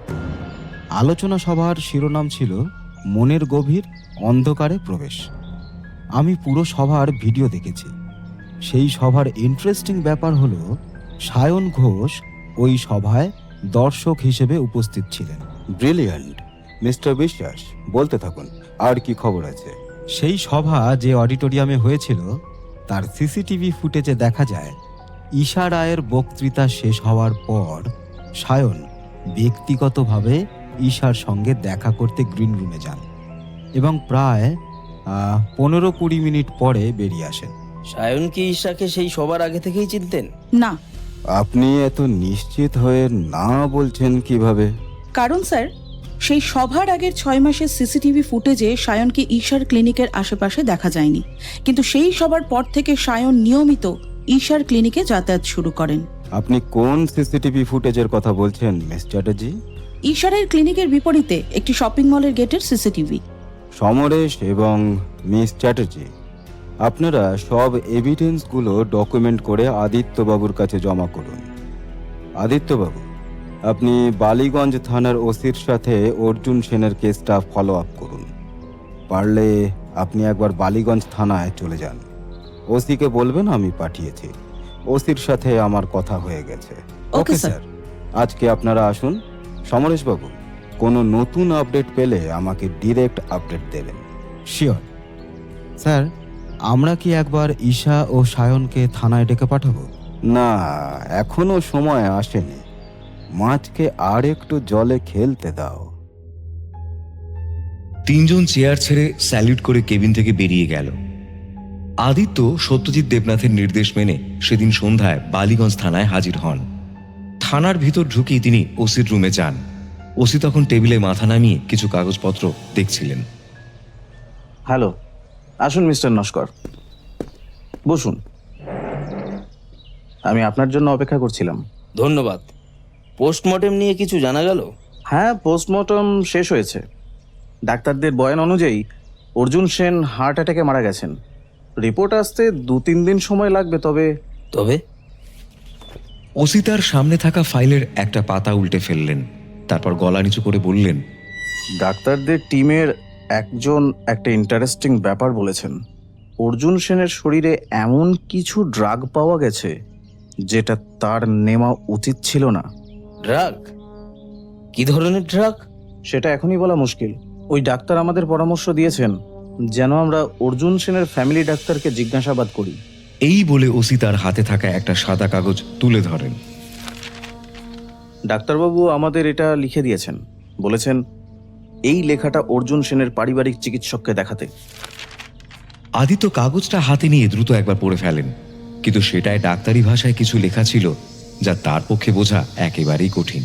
ফরেনসিক রিপোর্ট কবে আসবে? আগামী 15-20 দিনের মধ্যে। তখন ব্যাপারটা আরো পরিষ্কার হয়ে যাবে। আদিত্য চিন্তিত মুখে কিছুক্ষণ চুপ করে থাকলেন, তারপর উঠে দাঁড়িয়ে বললেন, তাহলে কালই আমি অর্জুন সেনের ফ্যামিলি ডাক্তারকে খুঁজে বের করব। দেখি উনি কিছু বলতে পারেন কিনা। ভালো কথা। আর হ্যাঁ, ফরেনসিক রিপোর্ট এলেই আপনাকে ফোন করব।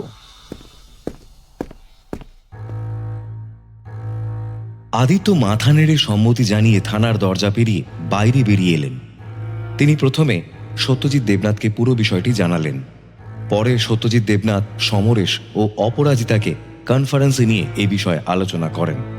4 দিন পর আদিত্য ও সমরেশ পুনরায় বালিগঞ্জ থানায় উপস্থিত হন। সেখানে ওসিকে জানান যে অর্জুন সেনের পারিবারিক চিকিৎসক তাকে পোস্টমর্টেম রিপোর্টে উল্লিখিত কোনো ধরনের ড্রাগ কখনো প্রেসক্রাইব করেননি। সমরেশ ও আদিত্য ওসির কাছ থেকে শেখরের বিষয়ে জানতে পারলেন। পরের দিন শেখরকে থানায় ডেকে সমরেশ, আদিত্য ও অপরাজিতা জিজ্ঞাসাবাদ শুরু করেন। প্রথমে শেখর কিছুটা ভয় পেলেও পরে সে সম্পূর্ণ ঘটনার বিশদ বিবরণ দেয়। সে ব্যাখ্যা করে কিভাবে ঈশার সঙ্গে তার পরিচয় ফেসবুকে হয় এবং কিভাবে সে অর্জুন সেনকে ঈশার কাছে থেরাপি নেওয়ার জন্য রাজি করায়। শেখরের বয়ান রেকর্ড করার পর তা ডকুমেন্ট করে কমিশনারের কাছে পাঠানো হয়।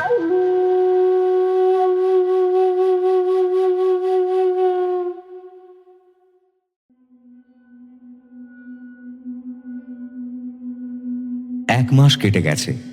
সত্যজিৎ দেবনাথ এবং তার গোয়েন্দা দল অধীর আগ্রহে অপেক্ষা করছিল অর্জুন সেনের ফরেন্সিক রিপোর্টের জন্য। অবশেষে সেই রিপোর্ট এসে পৌঁছল। কমিশনার সত্যজিৎ দেবনাথ, সমরেশ, অপরাজিতা ও আদিত্য ছাড়াও এই বিশেষ তদন্ত টিমে আরও কয়েকজন সদস্যকে অন্তর্ভুক্ত করা হয়েছিল। নতুন টিম মেম্বারদের মধ্যে ছিলেন স্মিতা সেনগুপ্ত, একজন ফরেন্সিক বিশেষজ্ঞ; রাহুল বোস, একজন বিখ্যাত সাসপেন্স থ্রিলার লেখক; রঞ্জনা সেন, একজন মনোবিজ্ঞানী; ডক্টর সিদ্ধার্থ মজুমদার, একজন মেডিসিন বিশেষজ্ঞ; এবং অর্জুন সেনের পারিবারিক চিকিৎসক ডক্টর প্রীতম দাস। এছাড়াও বালিগঞ্জ থানার ওসি বিক্রম রায়ও এই আলোচনায় অংশ নিয়েছিলেন। সেদিন নির্ধারিত সময় সবাই কমিশনার সত্যজিৎ দেবনাথের অফিসে উপস্থিত হলেন। প্রতিটি মুখে উদ্বেগের ছাপ। সত্যজিৎ দেবনাথ সবার দিকে তাকিয়ে বললেন, আপনাদের সবাইকে ধন্যবাদ। আজ অর্জুন সেনের মৃত্যুর পেছনে লুকিয়ে থাকা সত্যটি উদ্ঘাটন করার জন্য এখানে একত্রিত হয়েছে। ডক্টর প্রীতম দাস, আপনি কি রিপোর্ট সম্পর্কে বিস্তারিত বলতে পারেন? ডক্টর প্রীতম দাস নথিপত্রের ফাইল খুলে বললেন, পোস্টমর্টেম রিপোর্ট অনুযায়ী অর্জুন সেন মৃত্যুর দিন প্রচুর মদ্যপান করেছিলেন, যার ফলে তার হার্ট অ্যাটাক হয়।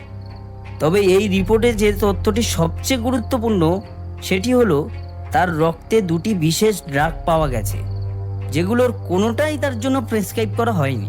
এক মুহূর্তের নীরবতার পর ফরেন্সিক বিশেষজ্ঞ স্মিতা সেনগুপ্ত বললেন, আমরা ফরেন্সিক পরীক্ষায় যা পেয়েছি তা সত্যি অস্বাভাবিক। অর্জুন সেনের শরীরে মোডক্সিল এবং প্রেশারিন নামে দুটি ড্রাগ পাওয়া গেছে। মোডক্সিল একটি অ্যান্টিডিপ্রেশন যা হতাশা কমানোর জন্য ব্যবহৃত হয়। অন্যদিকে প্রেশারিন একটি উচ্চ রক্তচাপ বৃদ্ধিকারী ওষুধ। কিন্তু সবচেয়ে আশ্চর্যের বিষয় হলো তার ব্যক্তিগত চিকিৎসক ডক্টর সিদ্ধার্থ মজুমদার এবং থানার ওসি বিক্রম রায় দুজনেই নিশ্চিত করেছেন যে এই দুটি ড্রাগ অর্জুন সেনকে কখনো প্রেসক্রাইব করা হয়নি। এখানে এই রহস্য আরো ঘনীভূত হয়। মুড স্কিল এবং প্রেসরিন একে অপরের সম্পূর্ণ বিপরীত ওষুধ। সাধারণত এই দুটি ড্রাগ একসাথে ব্যবহার করা হয় না, বিশেষ করে কারো হৃদরোগ থাকলে। মুড স্কিলের তো একটা গুরুত্বপূর্ণ পার্শ্ব প্রতিক্রিয়া আছে। যদি কোনো ব্যক্তি অতিরিক্ত মদ্যপান করে তবে এই ওষুধ তার হার্ট ব্লকেজের মাত্রা বাড়িয়ে দিতে পারে। আর প্রেসরিন উচ্চ রক্তচাপ বাড়িয়ে তোলে। অর্থাৎ যদি কেউ এই দুটি ওষুধ জেনে শুনে একসঙ্গে কারো শরীরে প্রবেশ করায় তবে সেটি সরাসরি তার মৃত্যুর কারণ হতে পারে। আমার ধারণা ঈশা রায় ইচ্ছাকৃতভাবেই অর্জুন সেনকে এই ওষুধ দিয়েছেন। রঞ্জনা সেন, যিনি একজন অভিজ্ঞ মনোবিজ্ঞানী, এক দৃষ্টিতে টেবিলের উপর রাখা রিপোর্টের দিকে তাকিয়ে বললেন, 2023 জানুয়ারিতে ঈশা রয় যে কনফারেন্সে অংশ নিয়েছিলেন সেখানে তিনি বলেছিলেন তিনি হিউম্যান ডার্ক সাইকোলজির উপর গবেষণা করছিলেন। তার কিছু লেখা আমি পড়েছি, যেখানে তিনি উল্লেখ করেছেন যে মনের গভীরতায় প্রবেশ করে কিভাবে মানুষকে নিয়ন্ত্রণ করা যায়। যদি তিনি সত্যিই এই বিষয়ে গবেষণা করছিলেন তবে খুব সহজেই তিনি অর্জুন সেনের মনের উপর প্রভাব বিস্তার করতে পারতেন। এইবার মুখ খুললেন রহস্য কাহিনী লেখক রাহুল বোস। তাহলে কি ঈশা রায় এবং সায়ন ঘোষ একসঙ্গে এই হত্যার পরিকল্পনা করেছিলেন? এই তথ্যই আমাদের কাছে সবচেয়ে গুরুত্বপূর্ণ। আমরা জানি ঈশা রায় একজন থেরাপিস্ট যিনি মনস্তাত্ত্বিক চিকিৎসা দেন, আর সায়ন ঘোষ একজন বিখ্যাত থ্রিলার লেখক। কিন্তু এই দুটি পেশার মধ্যে কি কোনো যোগসূত্র থাকতে পারে? আমরা যদি শেখরের বক্তব্যকে গুরুত্ব দিই তাহলে পরিষ্কার বোঝা যায় ঈশা এবং সায়ন দুজনেই অর্জুন সেনকে প্রভাবিত করার জন্য চেষ্টা করেছিলেন। ঈশা প্রথমে তার মানসিক অবস্থার সুযোগ নিয়েছিলেন, আর সায়ন তাকে থেরাপির জন্য রাজি করিয়েছিলেন। শেখরের বক্তব্য অনুযায়ী ঈশার পরামর্শেই অর্জুন সেন তার ওষুধ পরিবর্তন করে নতুন ওষুধ নিতে শুরু করেন। অপরাজিতা এবার খেয়াল করলেন সকলেই একমত হচ্ছেন যে এটি একটি পরিকল্পিত হত্যা। আমাদের হাতে এখন কি প্রমাণ আছে ওদেরকে অ্যারেস্ট করার জন্য? আমাদের কাছে ফরেনসিক রিপোর্ট আছে যেখানে পরিষ্কারভাবে বলা আছে যে অর্জুন সেনের শরীরে এমন দুটি ড্রাগ পাওয়া গেছে যা তার মৃত্যুর কারণ হতে পারে। এখন আমাদের ঈশা রায় এবং সায়ন ঘোষকে জিজ্ঞাসাবাদ করতে হবে। আমাদের দেখতে হবে তারা একে অপরকে কিভাবে চেনে এবং অর্জুন সেনের সঙ্গে তাদের সম্পর্ক আসলে কেমন ছিল। সুতরাং আগামীকাল ঈশা রায় এবং সায়ন ঘোষকে থানায় ডাকা হবে এবং তাদের আলাদা করে জিজ্ঞাসাবাদ করা হবে। আমাদের কাছে এখনো কিছু তথ্য স্পষ্ট নয়, তবে আমরা এই কেসের সমাধানের খুব কাছাকাছি রয়েছি। কিন্তু স্যার, ওদেরকে থানায় না ডেকে ওদের ফ্ল্যাটে হানা দিলে কেমন হয়? সেটা করতে পারেন। আমি সার্চ ওয়ারেন্ট ইস্যু করে দিচ্ছি। আপনি অপরাজিতা এবং বিক্রম আর 2-3 জন কনস্টেবলকে নিয়ে চলে যান। Okay sir. সবাই একে একে অফিস থেকে বেরিয়ে এলেন। রাতে কলকাতার আকাশ ছিল মেঘাচ্ছন্ন।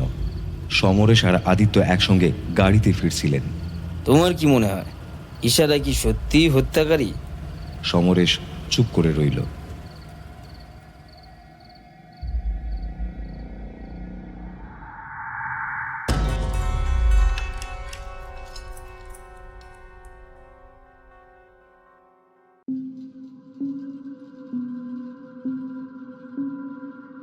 পরের দিন সকালে ঈশা টেবিলের ওপর ল্যাপটপ খুলে বসেছিল।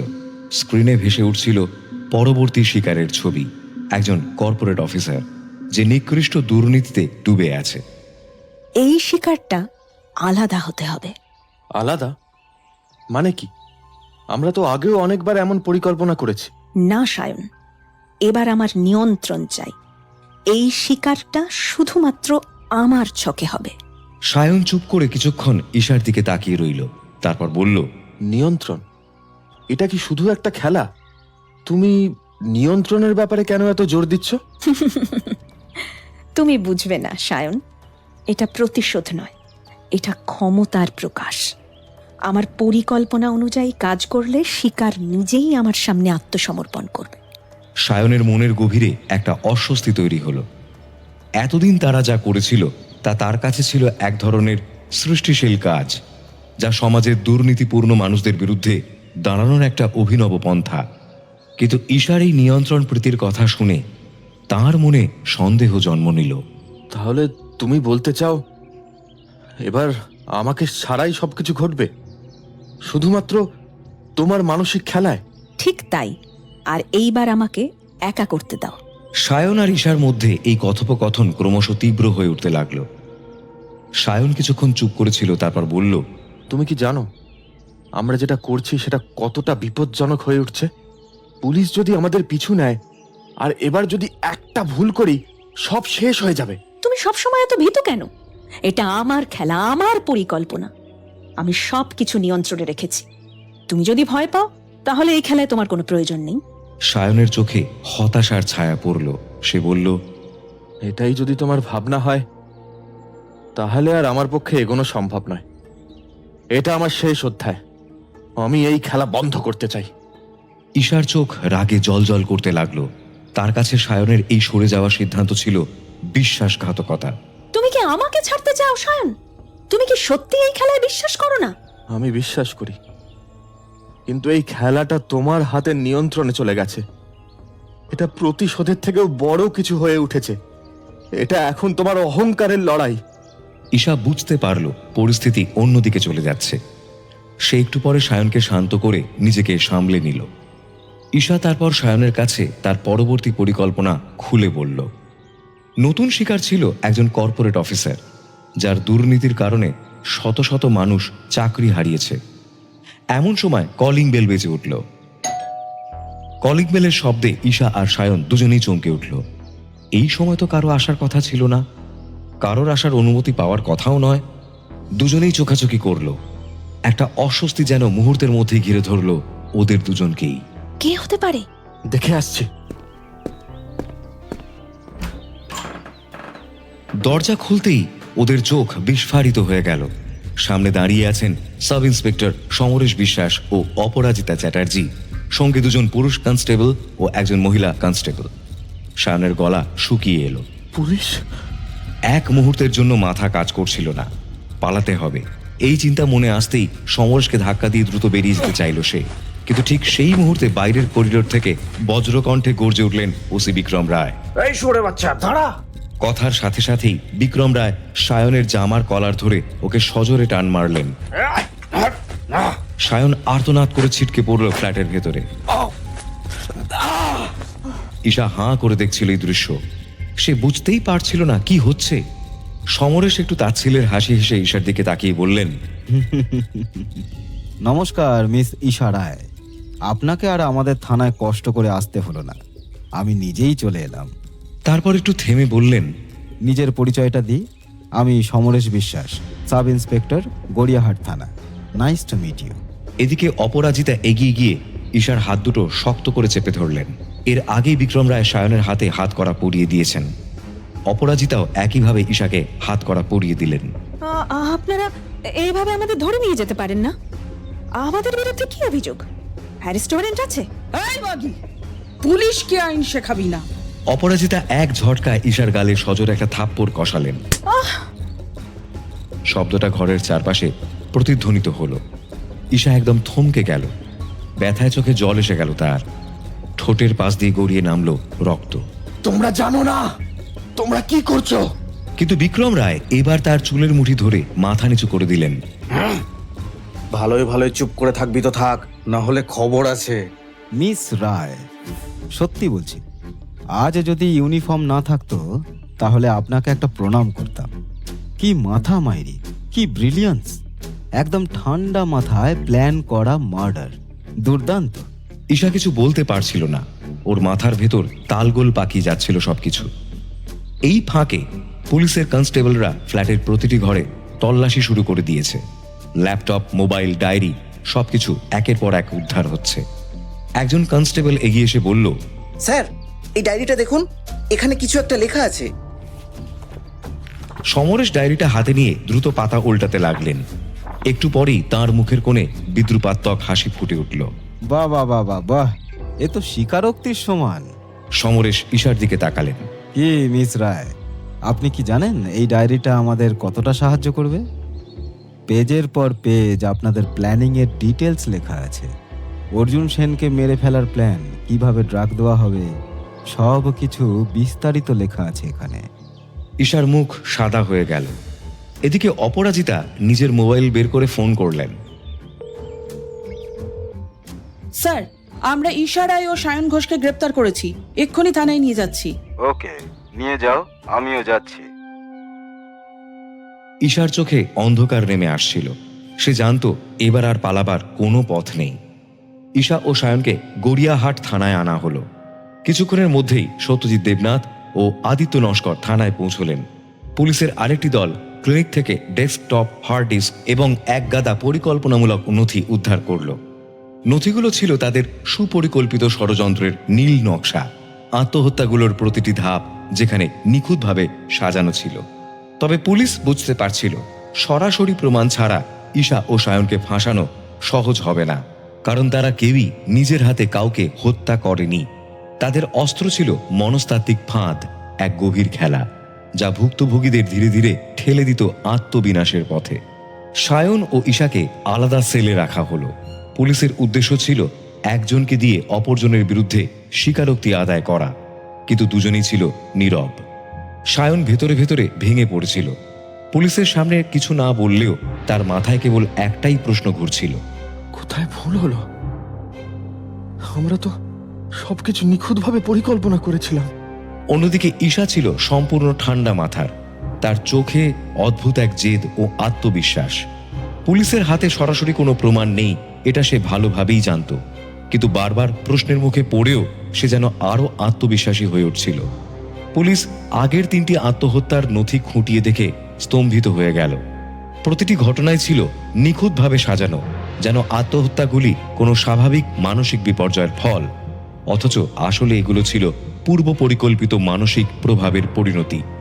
সঠিক প্রমাণের অভাবে তাদের বিরুদ্ধে মামলা চালানো কঠিন হয়ে উঠছিল। তাই পুলিশ কৌশল পাল্টালো। তারা বুঝল ঈশা ও সায়নের মধ্যে যদি যোগাযোগ পুরোপুরি বিচ্ছিন্ন রাখা যায়, তাহলেই হয়তো দুর্বল জায়গা বের করা সম্ভব হবে। থানার ভেতরে তখনও ঈশা ও সায়ন নীরব, হয়তো ভাবছিল কোনো পথ খোলা আছে কিনা। কিন্তু এটাই কি সত্যিকারের শেষ, নাকি অদূর ভবিষ্যতে অন্য কোনো নামে, অন্য কোনো ছদ্মবেশে তারা ফিরে আসবে তাদের বিকৃত খেলায়? রাত 10টার দিকে থানার বাইরে দাঁড়িয়েছিলেন সমরেশ, অপরাজিতা ও আদিত্য। সিগারেটে ধোঁয়া ছাড়তে ছাড়তে আদিত্য মুচকি হেসে বললেন, আপনারা এবার বিয়েটা করে নিন। সমরেশ ও অপরাজিতা একসঙ্গে তাকালেন। বিস্ময় প্রকাশ পেল তাদের চোখে। আপনি আমাদের ব্যাপারটা জানলেন কি করে? 25 বছর ধরে পুলিশে চাকরি করছি, এসব বুঝতে বেশি সময় লাগে না। একে বিয়ে করলে তো আমাকে থেরাপি নিতে যেতে হবে। কোথাও যেতে হবে না, সাইকোলজিস্ট ইশারাই তো আপনার হেফাজতেই রয়েছে। তিনজনেই একসঙ্গে হেসে উঠলেন। রাতের ঠান্ডা হাওয়া সেই হাসির প্রতিধ্বনি বয়ে নিয়ে গেল দূরে কলকাতার ব্যস্ত রাতের রাস্তায়।